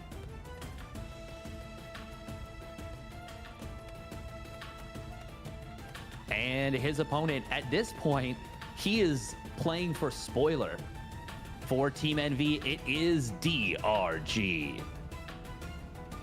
Because, okay, so if Solar does not win here, even if Special loses, Solar would be out. Because Solar would be 2-3 in series, and Special would be 3-2 even if he loses to Hero. So this is still Solar like in a must-win situation in order to keep his playoff hopes alive. As for the other results, we won't spoil them for now, but I mean, you can definitely check out Special versus Hero on, I believe, the C stream. But obviously, you know, stay here, listen in, watch this. This has been a pretty wild series already, and with all the trickery that's happened so far, it's really understandable that Cyril lost to both of these guys, you know? Like, they are both pulling out a lot of sleight of hand, some very strange stuff that's super difficult to nail down. Well, it really is. And I guess the question here, we know, Special lives in Korea. He is great friends with TY, but the question now is how much is he friends with DRG, right? Because, again, DRG doesn't have a ton to play. Well, he obviously you want to win. $300. It might change 4 through 6 seeding, but is he going to be Special's best friend? Remember, Special was Ryung's best friend at last Katowice, taking down Oliveira to make sure that Ryung advanced. Karma says that DRG is going to win this game. That's just how that works, right? I mean, that would be a little bit of neat karmic justice if he got a little bit of help externally after providing it last year. That would actually be really cool. By the way, okay, we've got our first deviation in the series. So DRG, he is going for a 2-base Muta setup. This is the same thing he did that got him a big advantage in game number 1 and allowed him to take down Cyril. And what I mean by that is he's gone for a very quick 4-queen opening. It is a different setup than what he did, because in this game he's hidden the Baneling Nest, but it's a similar concept. Now, hang on, we're seeing a lot of Lings being built with this. Okay, yeah, this is actually meant to look. Yes, yeah. This is meant to look like the build he did. And you know what? It is working. Solar's bought the farm. Yeah. Yes. Solar built an Evo chamber and he's getting +1 carapace. He's got no idea. This might just kill Solar outright. What a great build order choice from DRG, using old series to win potentially new ones. Here's the weird, he's droning behind this Steadfast. He's getting a third. You would have thought he would have committed really hard to this, and he still has potential, but this is like a fake of a fake.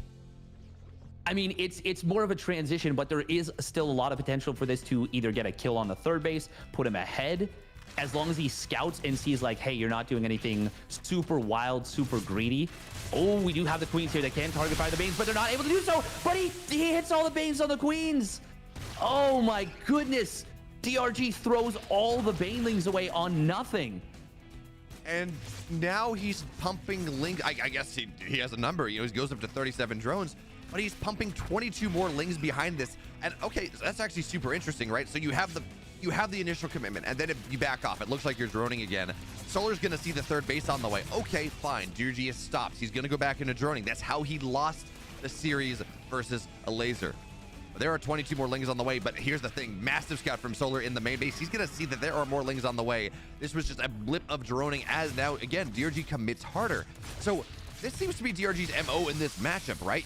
Aggression into a little bit of droning, back into that heavy aggression. But this time, his opponent actually has a good idea of what's happening.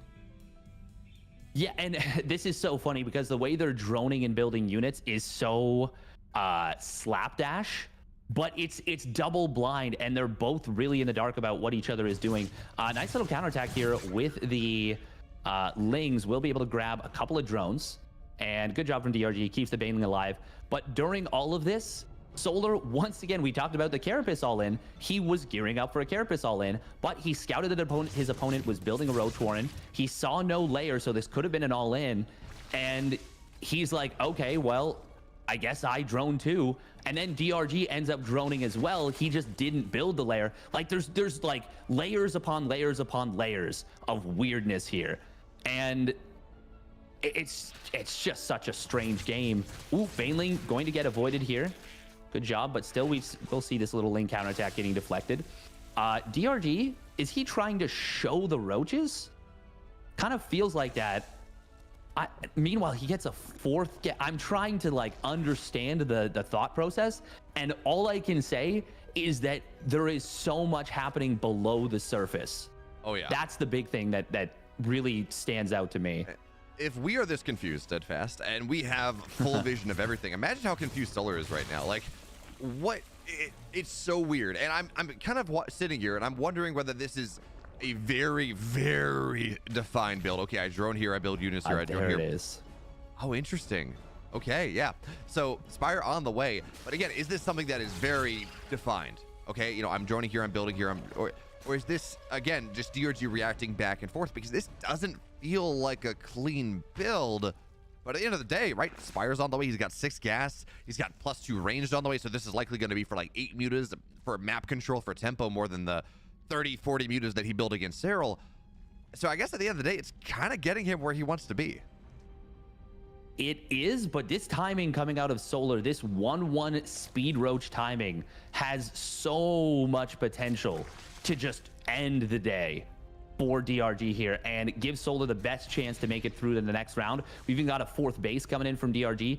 DRG, he doesn't realize that Solar has stopped building roaches. DRG, actually, hang on, he is over-droning so hard that he's getting more than, okay, well, 3 spines started up. That's too late. They are too late here. He went to 67 drones right here. This is looking, oh my God, and he cancels the Spire for a couple more units. That's maybe the right call because it probably wasn't going to get out right away, but this looks so deadly. Yeah, so here comes the roach to the Ravagers and the Lings. They're trying to get on top of these Ravagers ASAP, and they will do so. 1 Ravager falls, Transfuse keeps it alive for a second, but the second one is going to go down here as well. And DRG started to bring some of its supply back, but unfortunately, 1-1 roaches are pretty damn strong. Everything DRG has committed to, the 4th base, the Spire that he had to cancel, the +2, the roach speed, none of it will finish in time. Yeah, there are spines at the 3rd, but that's deep. The vulnerable underbelly of DRG's economy, of his tech, is right there, ripe for the taking. 10 drones are going to fall. There is no tech path out of this, and DRG will fall. Solar punches his ticket into the round of 12. Not yet, right? No, I don't think. No, because no, it's still dependent on Hero versus. He gives himself the best opportunity. Well, no, but Hero. He gives himself the best opportunity, but if special. Oh, no, he did. Actually, he did. It's official now. Yes. Okay. The results are in. He has, in fact, done so. Yes. I could have sworn I saw Hero beat Special 2-0. Oh, yeah. No, I didn't see it until that point. Yeah. But you are right. Yes, he did. All right. The Zerg Cabal does it again. I think someone said in the chat that they did, but it wasn't. That was somebody memeing. It hadn't actually happened at that point yet. Well, it happened like during our game. I'm pretty sure. Regardless. At the end of the day, same result. Solar is in, Cyril is in, Hero is at the top of the group, despite the fact that, of course, that Cyril took down Hero. So that is Group C decided. Now, actually, here's my question, though. Is it Solar in 2nd or Solar in 3rd? It is Solar in second, Serral in second, Solar in third, Hero in first. So, man, after a horrendous start to the group stage, we have Serral. Hey, you know, he's not first place, but he still does get seed priority when we're talking about round of 12 picks. So, not to say that players get to pick their opponents, but in terms of how he's going to run into a number 2 seed. So, a Creator, an Oliveira, and then likely one of Beyond or Hero Marine. Or Maru too, I guess that could happen. Imagine Serral versus Maru in the round of 12. That's it. Something's wrong in that situation. Yeah, that would be theoretically possible, but very unlikely. Maru would have to lose his series versus Lambo, and both Biana and Hero Marine would have to win, which is possible, but once again, very unlikely. And even then, I think Hero Marine would have to have some specific map scores. No, if Maru loses, right, he'd be 3 and 2. Hero Marine wins, which I think is not unlikely. Oh, yeah, no. Never mind the series score. What am I saying? Yep. If Hero Marine and Beyond win and Maru loses, then it's Hero Marine and Beyond. One of them is first, one of them is second, and Maru is third. Because they're all 3 and 1. Yeah, it would come down. Exactly. Series score would trump all. I keep forgetting about series score because so many of the tiebreakers have all revolved around map score. But series score, of course, trumps everything, which is why it's such a shame for Special, who had one of the best showings you could ever ask of him, gets knocked out with a 3-2 score. Yeah, he started today prepping for this one series against Hero to top the group. And then potentially. And then instead he goes and ends up not qualifying to the playoffs. Yeah, it's pretty tragic. It is pretty tragic. But that's how StarCraft works. That's how anything competitive works. Is you can't have more than one winner. You can't have more than 3 people advance from this group. If somebody wins, that means somebody has to lose. And at the end of the day, it is going to be Hero, Serral, Solar advancing from Group C. We now know who the 12 players are that are in the playoffs. We just need to find out who will play who. That's what Group D is going to solve for us. That it is. So, folks, we're going to get into Group D after the break, and that'll be the last series here on the B stream before the playoffs start. And I'm excited about these playoffs. It's going to be a good time, folks. We'll be back.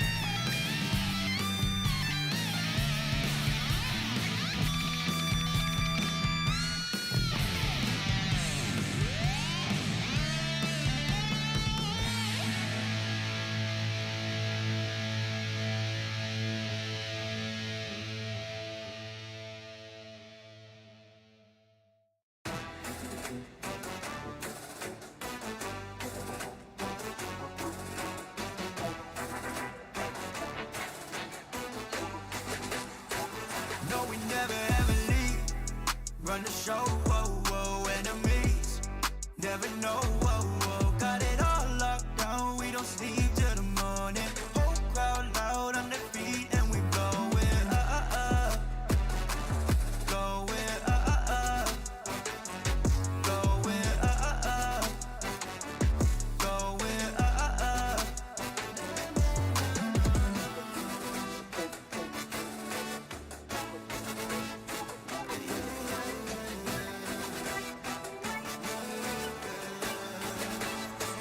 No, we never ever leave. Run the show, whoa, whoa, enemies. Never know, whoa, whoa. Got it all locked down. We don't sleep till the morning. Whole crowd loud on their feet, and we going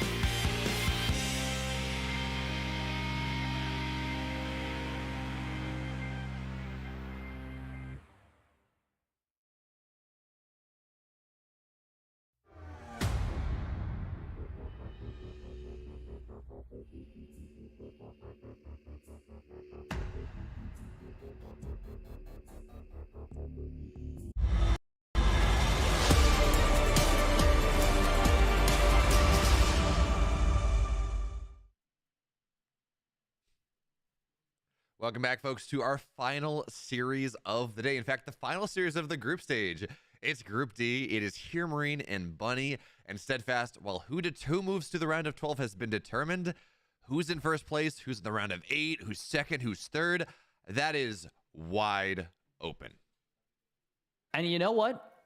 I want to build on that a little bit because I was thinking to myself going into this, I don't really care too much about Group D. That's not entirely true, but I was like, we already have the playoffs confirmed. We know it's 3 Terrans. Maru's in the lead, as we expect. But although he got there in a way that we did not expect. But now that I see how the rest of the groups have laid out, and now that I see who is in second place, this group to me just got way more interesting. Because with Dark, with Serral, and with Gumiho waiting as a potential opponent for the third place player in this group, this just got a hell of a lot scarier for anyone who finishes third, because Gumiho's TVT is so good, and then you're going up against the 2 best ZVT players in the world. Really, whoever finishes third in this group, they gotta be sweating right now. Yeah, and remember, Steadfast, also the group stage is ending on a Saturday. This is not a situation where, okay, great, I qualified out of groups, I'm in third place, I know my matchup, I have a night to prepare. You don't have that.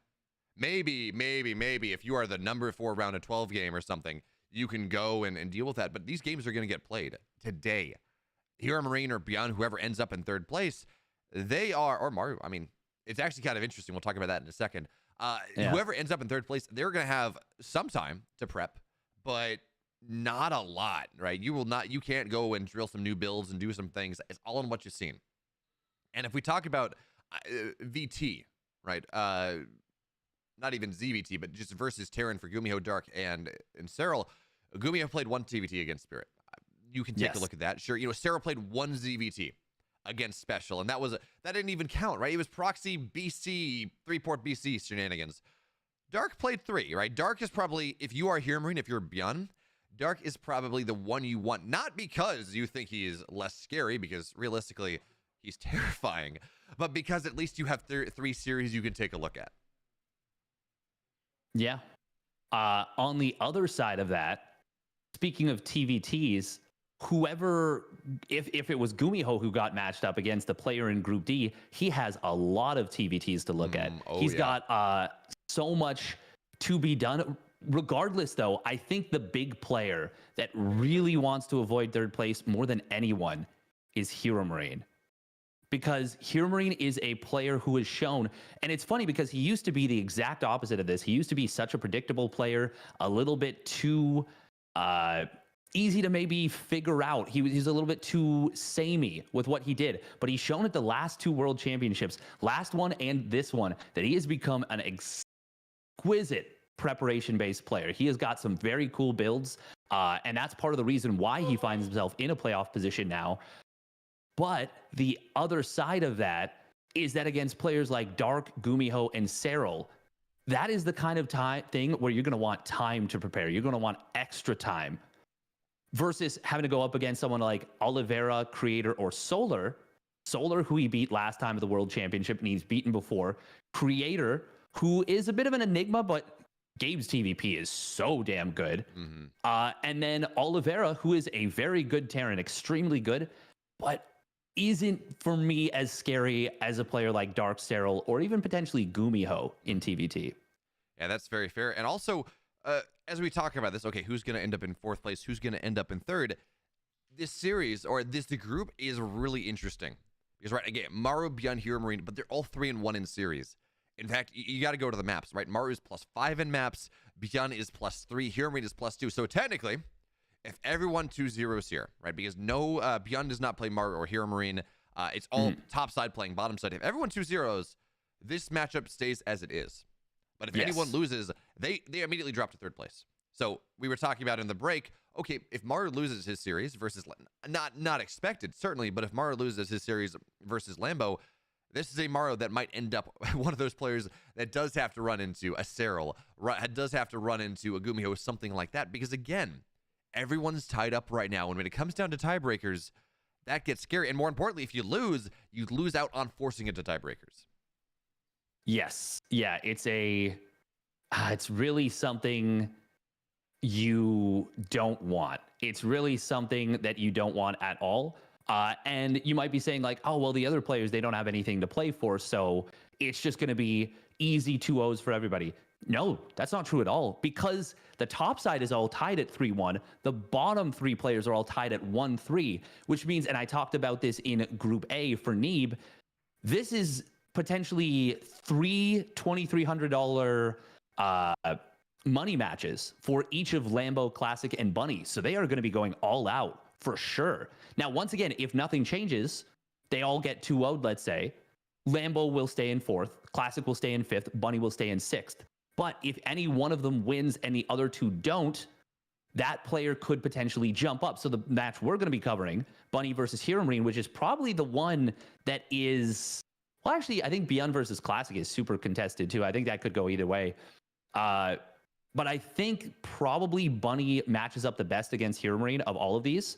Bunny could potentially find himself jumping up $2,300 in terms of his paycheck for this tournament. So that's something he's really going to want to do. And remember, Steadfast, as well, as we're about to get into this game, you talk about not having things to play for. Lambo directly can force Beyond to get top seed.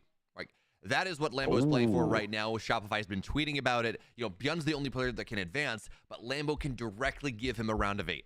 He can deliver that in his hands. We saw Neeb do that for Solar, give him a shot, make it a little bit easier, right? So, never mind. That's not quite their argument. Anyways, we've seen players helping out other members of their team even when they were eliminated.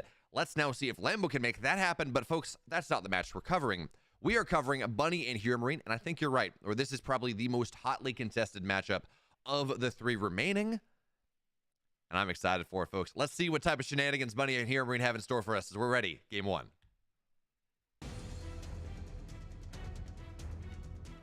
In the upper left, folks, in the blue for Team Envy, Bunny.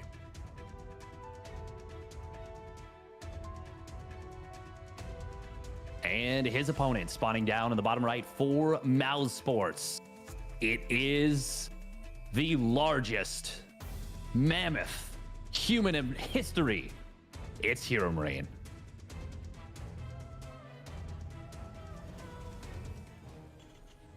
Now, this begs a really big question as well as we get into this game, because we talk about Hero Marine as a preparation-based player, as a strategic player.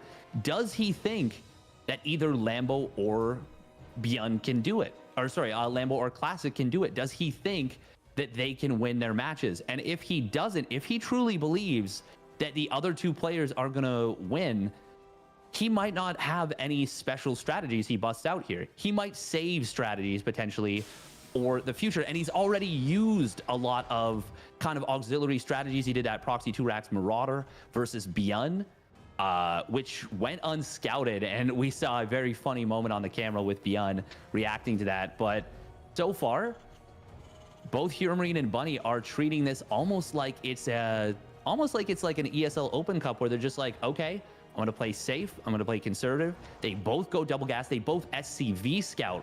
And they are playing, yeah, very safe to start things off. Yeah, it's kind of funny. We've been talking about TVT all weekend, or all week, as this matchup. Okay, you know, the openers are a little more in flux right now. We're seeing Reaper expands. We're seeing Reactor first. We're seeing all types of things that have not been in the meta. And now in this series, okay, well, Barracks Double Gas Factory, the build that has dominated TVT for the last year or so. That is an interesting... So, you talk about wondering whether Lambo or Classic can win their series, but realistically, it's a matter of if they can take a single map. If Classic takes a map against Beyond, and Hero Marine... Well, actually, if even that's the case, right? So, if Classic takes a single map versus Beyond, and Hero Marine 2-0s, yeah, no, Hero Marine leapfrogs on map differential, and it never goes to map wins or head-to-head. So, as long as you're confident that it's not going to be 2-0, that's the situation the Hero Marine wants to prep builds. But again, yeah, you're talking about if he's just confident he's going to be in 3rd, who would he then be prepping for, right? Do you think Cyril's going to be top 2? Do you think... There's so many variables that I don't know that extra prep time to deal with your potential round of 12 match, I don't even know how much you can prep for that. Yeah, I don't think so, by the way. Sorry, because they would still have the same number of map wins, and As it stands right now, Byun has one less map loss, so that would just bring them to even, and that would bring it to head-to-head, which Byun did win. So Byun would still finish ahead of Hero Marine. But if he somehow ties Maru up, he would have the head-to-head. Oh, man, no, but it wouldn't matter because Maru would have more map wins if they both go 4-1. Things are very weird. Things are very weird. But all we got to focus on is that Hero Marine wants to win this game. He wants to give himself the best opportunity. Very quick fourth gas. Well, is it? Yeah, that is a very quick fourth gas. Is this going to be a double factory play? Double factory, double starport? It's going to be something. So for now, it's going to be a Raven opener, but that really doesn't tell us all that much, even with the Raven changes. Actually, in the early game, we actually are seeing more Ravens. We're seeing a lot more triple Raven play than we've seen previously because, again, Ravens build much faster. They cost a lot less gas. It is more viable. But yeah, Steadfast, you got this extra gas. You're buying a lot more. It means you do want to go something tech heavy. And, well, we were talking yesterday about how Hero Marine is not always is not front of mind when you talk about mech in this tournament. He absolutely has. And I would call this a variant of mech. Second starport's on the way. This is a build that Special was using in DreamHack Latin America. So really not much success. And then a bunch of European Terrans picked it up. Special, or excuse me, Clem, Hero Marine, and they started dominating in TVTs. It's a weird build. You get double reactor Vikings, and you push the third base down. It's very all in, but if it works hard. Yeah, to be honest, I'm not even convinced yet that it is that reactor play. We'll see in a moment which he switches onto. This could actually be a Raven. This could be double Raven. Okay, there. Oh, Tech Lab. Yes. Okay, so this is going to be. Oh my God, and it's instantly scanned. Bunny. He says, you know what? I don't trust you, Hero Marine. I'm building my third command center. I gotta figure out. He sees this instantly. Does Hero Marine change tactics? No, he's gonna commit to it. Bunny. I mean, you can't ask for more than scouting it right away. I wouldn't even mind a second scan to confirm in like maybe a 10-20 seconds, or like even scouting into the main base with the Reapers. But getting this information is so good. Hero Marine already starting his push across the map. Bunny needs to kind of get on top of this and delay this. Ooh, this is cute. He's gonna look to intercept. If he gets that Cyclone, oh, the lock on, can he get the kill? Yes, he will. That's a huge pickoff. And he even keeps the Cyclone of his own alive. Oh my goodness, this is such a good start for Bunny. The Ravens are going to sit in the high ground as Hero Marine tries to get a bit of a surround, and it seems like he will eventually knock this down, but yeah, you're already right. First of all, it's a scout. You see how much army Hero Marine has on the map right now, as we do see a patented big gate push, but also knocking that Raven down. It's massive, and what is Bunny doing to respond? Well, first of all, he's got Ravens on the other side, and that, well, it's actually not killing any workers right now. It does deny the economy, but the more important thing, he's building Vikings back at home is Steadfast. He's making sure that this Raven count that his opponent has committed to is not going to be quite as dominant. Even still, though, I see you're questioning. Committing those Ravens on the other side when there's such powerful defensive tools is interesting. Yeah, interesting is not the word I would necessarily use. I don't think it's the right move at all. I think it's a potentially tragic blunder. Now we are going to see Hero Marine stepping a little bit too far forward. Does he lose the tank? No, he will get the interference matrix back onto Bunny's tank, but Bunny unsieges, moves it away. Bunker for Bunny, which was going to be used to buy time, will not be able to buy much time. Still, you mentioned it earlier, Bunny was starting in on those Vikings, and he is already in a good position in terms of Viking count. However, Hero Marine has now switched things up, and he has gone for the reactor into Viking, so he's going to be able to outproduce his opponent in terms of that Viking count. Of course, Bunny, even though he's got extra SCVs, he's got that third command center, the only advantage it provides is more scans, more mules, which is nice, but it will not convert to a big economic lead just yet. As I say that, he is actually getting... I mean, the Ravens, they are putting in a lot of work in terms of killing resources, denying mining time. But here comes the attack from, well, here comes the attack from Hero Marine. I didn't expect him to pull the trigger so quickly. Stim was done. Bunny just murders the push. That wasn't a tech Steadfast. It didn't work, but that was a thing. It happened. And yeah, Stim, the air defense knocking down that one Raven early on. And actually, I think that might have been why Bunny committed with his Ravens on the other side. If you think about it, right? You kill one Raven of Hero Marine. Now you know there are only two. You have a significant Viking lead. That means realistically, probably only one Raven actually makes its way to shut your tanks down. Okay, you can handle one tank being shut down, especially with the positioning that Bunny had. So instead, you can force Hero Marine to be truly all in. And that might be the logic. I mean, that's a super thin. That's a super thin timing, but it also could have been that he sent the Ravens across the map before he had the scout and just was like, I'm never getting these back in time. But I don't know. Possible. No. That was definitely, you have the right read. That was definitely the right decision. I think what he was thinking is like, okay, I've gotten the read on this so quickly that I'm going to be able to build enough Vikings to overwhelm my opponent's Viking count. So I don't actually need the Ravens. I just need to buy time. And by buying time, so I was saying he didn't have an economic lead. I wasn't thinking that the Ravens were just going to keep forcing SCV pulls. And that is why that was forced. That's why Bunny was forced to, Hero Marine was forced to go. Yeah. You lost 7 SCVs at the very end of that one. And losing 7 SCVs when you're all in, when you're trying to find if there's some way you can maybe make a broken play happen. Well, it just, you go, and if it doesn't work, you GG out, you go into game number 2. But what this means now is Hero Marine is almost certainly locked into 3rd place. Maybe if he 2-0'd, he might be able to leapfrog someone, but certainly only getting +1 map score at the end of things, even if he wins this series, again, makes it likely that he is locked into that 3rd place position. Folks, let's see, though, whether he can get another series at the very least. It starts on Dragon Scales, game 2. In the bottom right, in the blue, he's up a game, in this series off a fantastic hold, Bunny.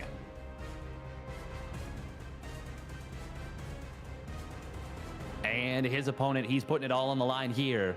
For Mouse Sports, it is Hero Marine. All right, so we saw Hero Marine going for a proxy before. He did a proxy versus Bjorn. Unfortunately for him, it was a proxy 2-Rax Marauder instead of proxy 2-Rax Reaper versus a 1-Rax Expand. If it's proxy 2-Rax Reaper versus a 1-Rax Expand, doesn't matter really if you expand on the high ground. Chances are you are dead. Now, in this case, Bunny is going to scout. Oh, hang on. He's going to start the command center, I think, before he's... Will he wait? Oh, command center on the way. No, he doesn't wait. Okay, there we go. It. That's 100 minerals down the drain, though, for very... that's kind of rough. It is, but it's better than losing the game. So we're going to see bunkers go up on the high ground on both key Reaper... Actually, yeah. So bunker on the Reaper cliff on the front side, which, by the way, will not get up. Reapers are going to get up very quickly here. And, well, maybe with the Reaper on the high ground, that might delay this just enough. But wait a minute here. Hero Marine gets the first shot, so Bunny's going to have to back up. He's trying to make something happen. KD charge is really nice. Oh, Bunny it actually hit. Yeah, but Bunny still gets up on the high ground. I think. Anyway. Yeah, it did hit. Yeah, it's got uneven HP. Oh, he gets the Reaper, and the bunker is not yet done. He's going to lose the Marine as well. Fortunately for Bunny, he does kill one of those Reapers, but this is, I mean, he's zoned out from this bunker. He can't keep the Reapers from rallying in. Good micro so far on the SCVs, pulling back the wounded ones. Oh, can he get this round? Not quite, but those reactive SCVs are a lot better than they used to be. More and more workers being killed. This is already a lot of damage out of Big Gabe. He's got a factory behind this, so he's going to, at the very least, be ahead. Oh, don't lose the Reaper.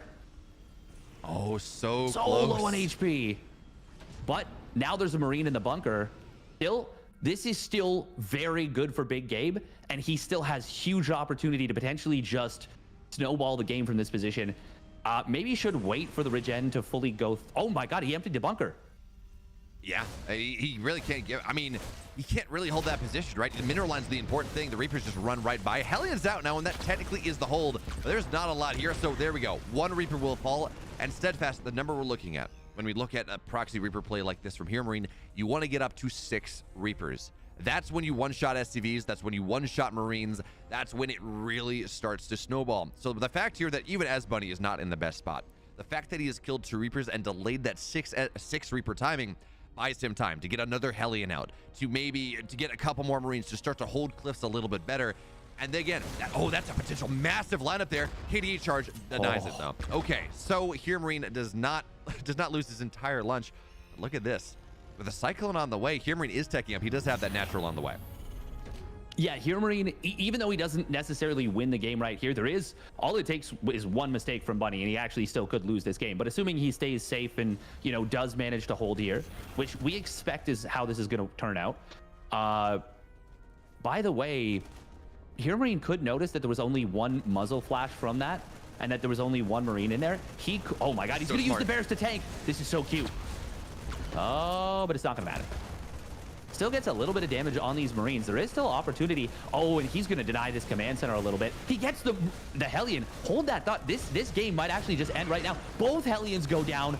Actually, I think that's it. Yeah, so all the Marines are gonna fall. Cyclone gets a lock on, kills one Reaper. But okay, Hero Marine is not going to dive on the Cyclone just yet. You feel like he could have, to be honest. The Cyclone he's going to wait for his own Cyclone, and that, oh my God, he wants to wall this. Oh, it's not a wall. That was cute, though. He's going to start building Marines.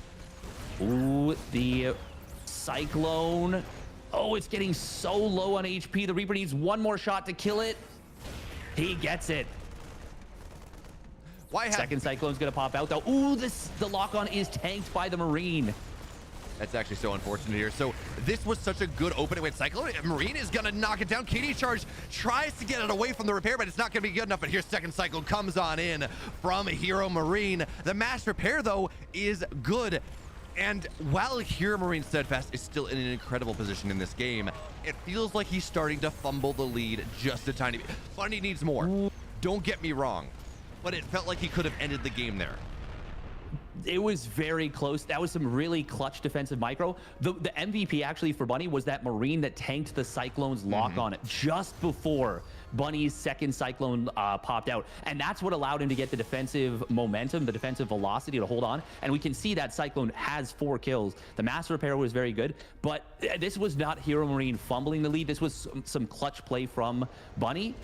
And Hero Marine, it's not, he is so far ahead in this game. He is not yet quite out of reach, but I mean, like, you look at the worker count, you look at the third CC timing, you look at the additional infrastructure, you look at the engineering bay timings, and if this is a ladder game, Big Gabe, he's got it. Yeah, this is almost definitely a GG moment already.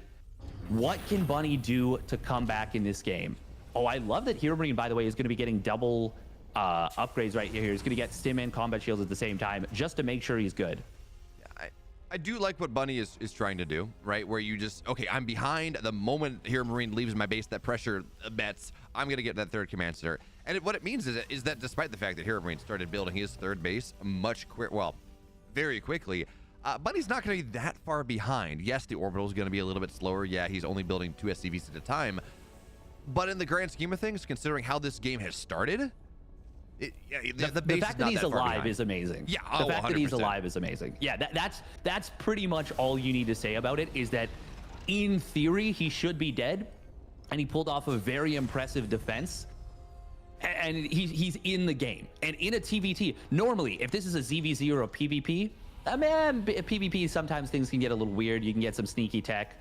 But especially in a ZVZ, this kind of worker lead cannot be overcome. In PvP, as long as you don't get blindsided, you cannot overcome this. In TVT, tanks, good unit. Tanks, good unit when you set up defensively. And, well, we talked about what could Bunny do. This is the kind of thing that's a great move. Trying to establish air control, even though he's going to play bio, and that is, I think, the right call for the most part, especially on a map like Dragon Scales that's so wide open. He's going to start it off as though it's mech and just try and hold on for dear life.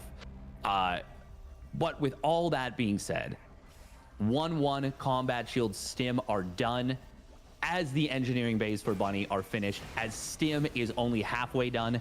If Hero Marine were able to even get like 2 medevacs worth of bio into the main base of his opponent, it might just end the game. Yeah, if Bunny wins this game, it's going to be a 30-minute game. It's going to be the best game of the tournament because oh yeah, the upgrades here are just insurmountable. The economy actually has started, well, never mind, I can't do math. The economy is still massively far ahead for Hero Marine as well. He's got more army supply, and again, that army supply is just better. And to make matters worse, Steadfast, okay, Hero Marine's actually not going to try to find his way up the high ground, but the tanks weren't even sieged. So Hero Marine could have gotten a lot done there if he had realized what was happening, and Bunny does siege up. But look, if you're this far ahead, you don't even need to put the pressure on. You can just sit there, get your 2-2 timing maxed out, have a nice cocktail, sit by the beach, have daiquiri, something. and then go and kill your opponent, because there's no rush. Yeah, all you really need to do is make sure that your opponent didn't go like 5 command centers, 2 hidden bases on the map, like 3 port BC, and just hope you don't attack for like 3 minutes straight. Now he's going to move in. He's got these fully energized Ravens. He's going to be able to shut down his opponent's tanks. And, well, he's just going to run right over Bunny, puts him under the wheel, and there's going to be not a whole lot that Bunny can do. I do like the Liberators, but Hero Marine, he's got this game locked up, locked down, locked all around. Locked sideways, in fact. Justice is, justice is a important, a valuable ideal, but even if it rains from above, it's not going to be enough. Bunny is dead, and it's all off the Proxy 2 Rax Reaper, and all really off losing that first Reaper that allowed the snowball to happen. So now, Hero Marine, he has a shot at this series. If Bunny, or excuse me, if Bjorn or Maru does lose their series, he still is in good position to leapfrog them in the group. So let's see what happens as we move on to game 3. Wow, yeah. This is I mean, we can do the thing. We can talk about it in a moment. We'll do the do. As we move into the final game that we'll be covering for the tournament. All right, Boilers. Yeah, we gave you the time. Classic's up 1-0 over Beyond. Ooh, that doesn't surprise me, actually. No, it doesn't surprise me too much. Classic's been playing amazing this tournament, and it's honestly, it's a real shame that he is not going to advance into the playoffs, because I think he could have made a really decent run. Mm-hmm. Yeah, he looks good, particularly in PvT. And actually, he's a very good PvP player, which is why it's a bit of a shame that, there wouldn't have been really anyone for him to beat up on. But we are going to Babylon now. Ooh. For game number 3. It is going to be Hero Marine with a real opportunity now to put himself in second place in this one. So let's do, to the best of my knowledge, if I look at this, Hero Marine still needs, or Beyond still needs to lose the series. Well, no, yeah. So Beyond still needs to lose the series for Hero Marine to leapfrog him. At most, he'll go to +3. And if Beyond wins the series, he'll be at +4. So Classic needs to beat Beyond. But if Classic beats Beyond at all, yeah, exactly. Hero Marine is going to take that second seat. And as much as I love, by the way, you talk about Classic Beyond, I looked at this tournament. That was like the one series I wanted to cast. So tough luck there. But yeah, Beyond and Classic have history. They've played several games, like some of the greatest games of 2022, where Classic got massively far ahead and Beyond came back. The problem is that's online Beyond. That is a player that does not know how to lose. Offline Beyond, with his wrist issues from the stress of everything, are probably not pulling off those insane setups over and over again that allow you to start to eke out the little bit of, the tiny amounts of value over and over again that drag you back into a lost game.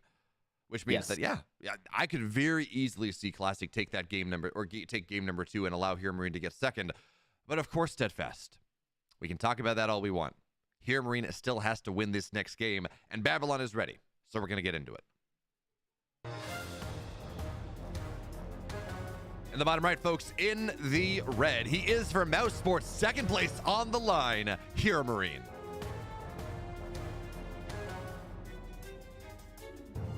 And his opponent, spawning up the top left from Team NV. We saw him give Maru a hard time in this matchup. Can he strike back and maybe secure himself a little bit of cash, a little bit of extra cash in the bank account? It is Team NV's Bunny.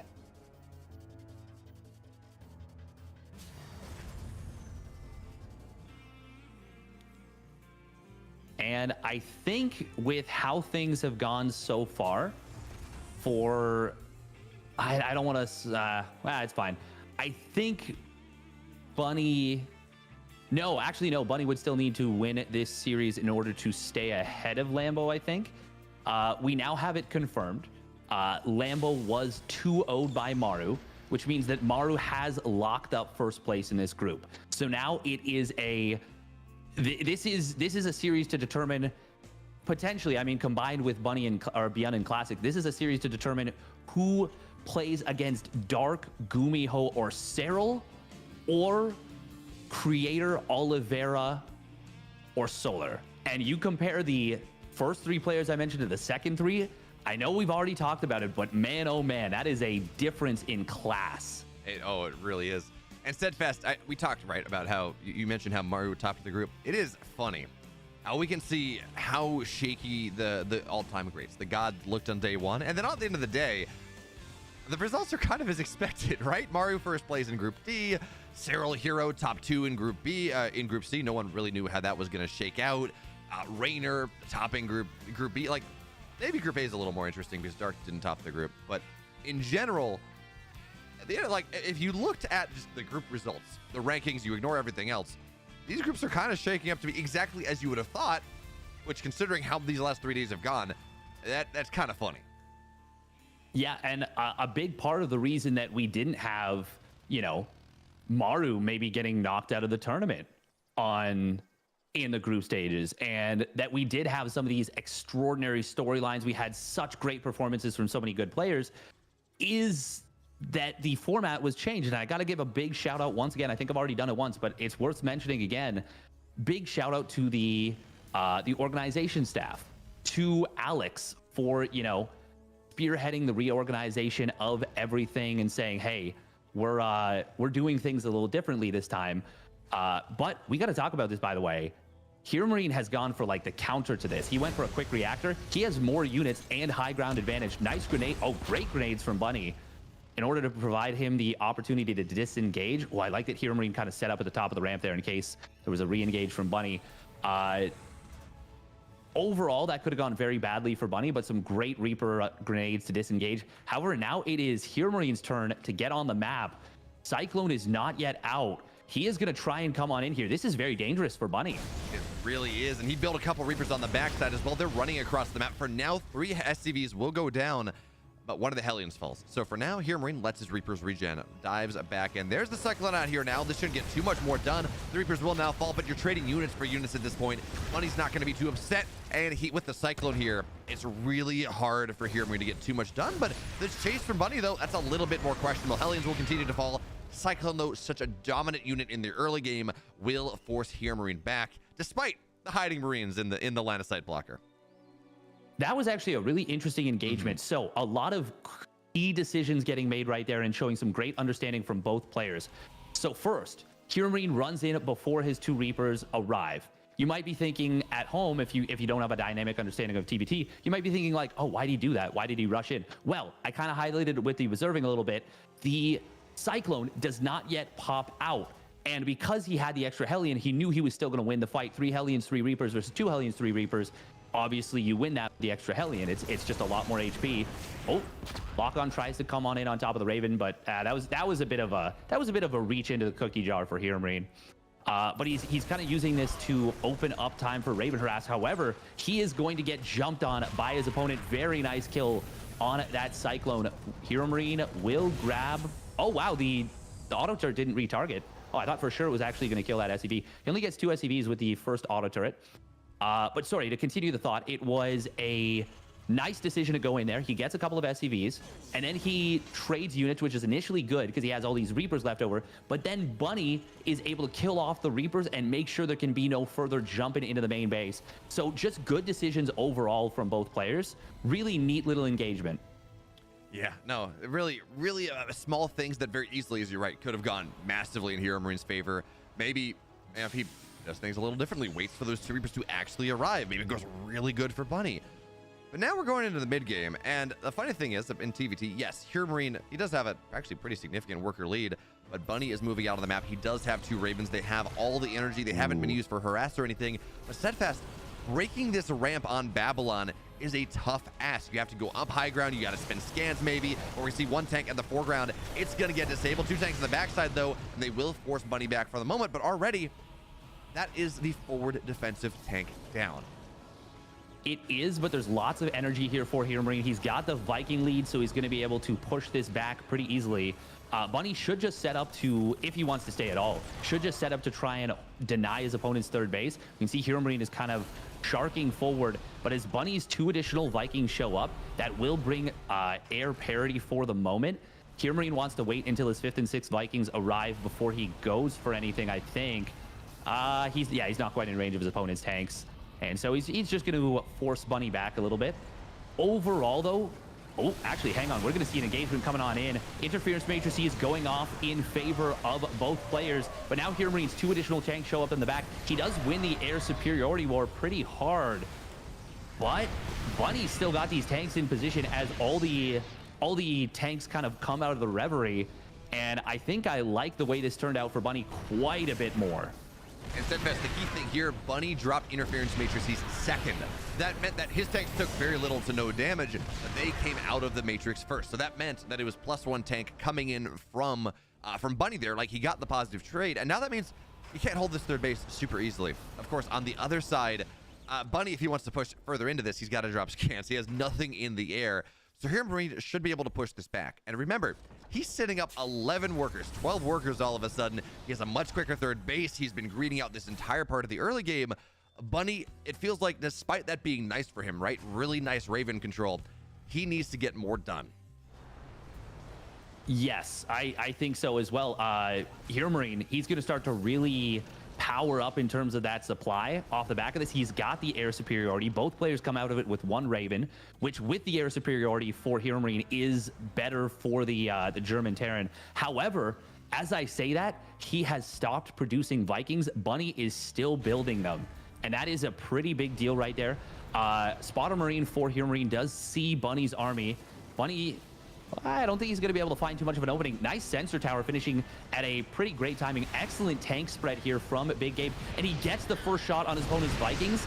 And now that's going to allow Hero Marine to actually hold air control because, well, actually now it's air parity. So it's going to be a little bit funky. Ooh. Oh, that Raven is left hanging. Almost loses it. 5 HP. Tanks, though, for Bunny are in a great position right here. They're all clumped up. They're all nicely clarted together. We will see the air war going off. And actually now it's Bunny who takes a 1 Viking lead and is going to be able to shove his opponent's Vikings back. Here Marine goes back into Viking production, but it might be a little late. Oh, as I say that, actually, never mind. 2 more Vikings hit the field. Yeah, it's always kind of funny, right? Even if you do have that technical Viking lead, defender's advantage is pretty damn powerful. We're going to see 1 tank. That's 1 tank that shut down. That didn't do much of anything there for Bunny. And here Marine takes a dominating position here on the right side. Yeah, you know, he loses some tanks, but he has incredible air superiority. And there's no way that Bunny's really going to be able to push into this. There are no Ravens that break things down. In fact, Bunny has to land his Vikings because of how hard he lost that air war. Yeah, sure, they can fight on the ground, but that's not why you build them. No, it is not. And now Hero Marine's going to have his much faster 1-1 finishing. Ooh, nice job from Hero Marine. He sneaks up on Bunny's tank. He's going to sneak up on another one here. Oh, and he kills the SCVs that were used to repair. Nice job from Hero Marine, recognizing that as his opponent's unsieging, this position is a little too vulnerable. Lands the Vikings, is going to crush the army. And with this, he is going to crush Bunny in this game. He is now up 30 army supply. He's retained a significant SCV lead during all of this. This is a massive opportunity for Big Gabe to move forward and maybe just ice this game out right here and now. Yeah, no, certainly. Now, Steadfast, you said it's a little problematic. No, it is a lot problematic. And now the question, though, those tanks are in good position. But here we go. Hero Marine, he tries to sim and gets on top of 1 tank, gets on top of the second. Vikings are going to target them down. SCVs are going to get pulled into the meat grinder here of the tanks. And while Bunny may even take this position, he's not even going to do that. Vikings are going to land to no avail. And Hero Marine secures 2nd place in the Terran group of death, the worst group possible for him, to use his own words. And now 2nd place moving into the playoffs. That was a phenomenal performance right there from Hero Marine. Such a fun game, a super technical TVT. And as you said, he secures top 2 in the group and avoids the terrifying 2nd place members of the opposing groups. Meanwhile, Byun, oh man, whoever he goes up against, it is going to be fireworks. It's going to be Dark, Serral, or Gumiho. We could potentially see Byun versus Serral in the round of 12. And man, I know it's offline Byun, so we have to take that with a grain of salt. We saw his risks. His wrists have been looking like they've been hurting. But going into Katowice, Byun was, as far as I could tell, he was the best player on the new patch. You know, he played in 8 online cups. He was top 7 of them. He won like 5 and got 2nd place in 2 more. You know, he has been, and it hasn't looked close. Even the games he's been behind in, it has just been Well, it's looked like that's he made it look even. You know, he's just been looking so good, and this patch really caters to his strengths. But we've been talking about this all week. You know, there is more to StarCraft. There's more to performing than just how good you are in the game. There's your serious prep. There is your mental state. There is whether you had the right thing to eat in the morning, how jet lagged you are at this point. You know, everyone came in on Sunday. That's not an excuse. But you know, there's everything. Right? There are so many things outside of the game that can inform how good you play in the game. And that's where we do see players like Beyond, and historically, although not as much recently, players like Maru. You know, they are good, and in their comfort zone, in their home turf, no one can beat them. But in Katowice, halfway around the world, that's not always true. Yeah, no, there's a lot to be said for online versus offline performance. There was that ridiculous stat from a while ago that eventually got broken by Zest, which was that Rogue hadn't lost an offline best of 7 ever. Yeah. Until like I think it was 2 years ago at this point. Man, time flies. It was it was the semifinals, right? Yeah, but it was the first time he'd ever lost an offline best of 7. And then Maru, who traditionally struggles in weekend tournaments and offline tournaments. Cyril, who is traditionally so good at these offline events. Raynor, who gets that huge buff and goes super hard into the hyperbolic time chamber before the World Championship every year and practices like crazy for Archon mode. Dark, who seems to just be able to kill you with anything at any given time. And that kind of versatility really helps you out in these long form tournaments and just being unpredictable. So it's such an interesting dichotomy, but I gotta say, Beyond, I think he comes out a little bit the worst for wear in terms of offline versus online. I don't think that's a controversial opinion. No, it's one of those things where we watch this and we're like, okay, I really want Beyond to do well because he's been killing it. You know, he's been looking so good at online play. But yeah, ever since he came back from the military, and apparently he didn't look all that good against Classic either, just mistake after mistake. But also, you know, that's a best of 3. It's not a best of 5. It's not the playoffs. Maybe we'll see something different. But now, yeah. But now the playoffs are set. We don't know who's playing who. That'll be announced on the mainstream later on. But we know who is going to be in the playoffs. And more importantly, we know who is playing today. And we know who has the rest of the day to go to watch VODs, to see who they're going to run into, and to prepare 5 builds that they think are going to knock their opponent down and get them into the round of 4. So that's exciting. But folks, that also means that Steadfast and I, after 4 days of B-Stream coverage, are done here for IEM Katowice. So Steadfast, any final thoughts?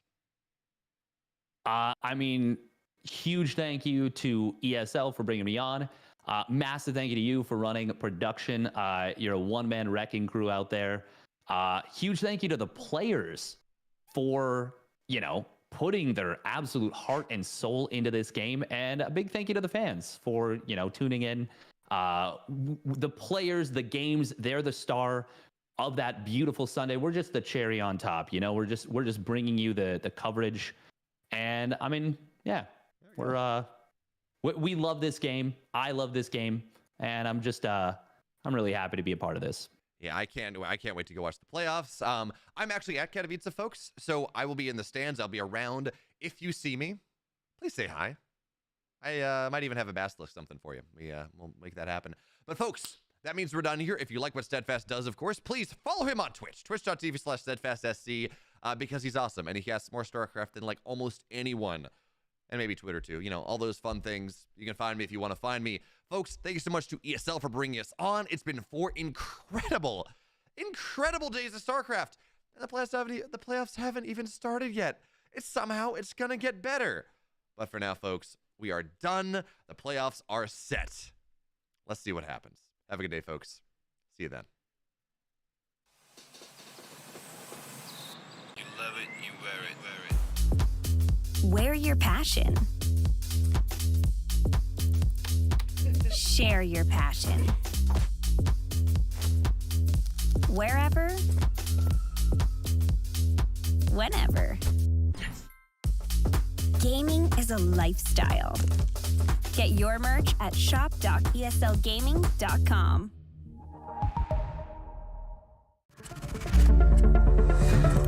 Do it in ranked. Whoa! How? This dude is insane. Do it on land. Oh my god! I need this guy on my team. Do it on stage.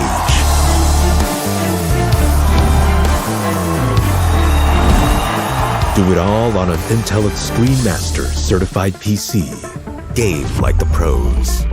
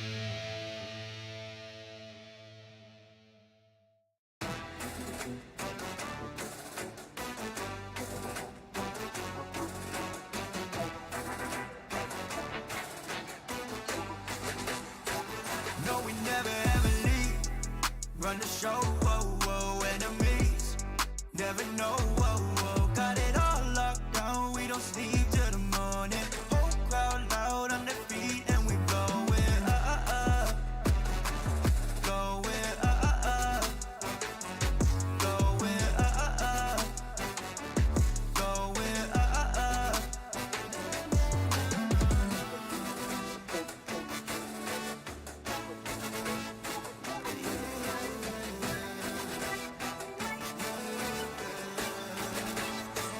No, we never ever leave. Run the show.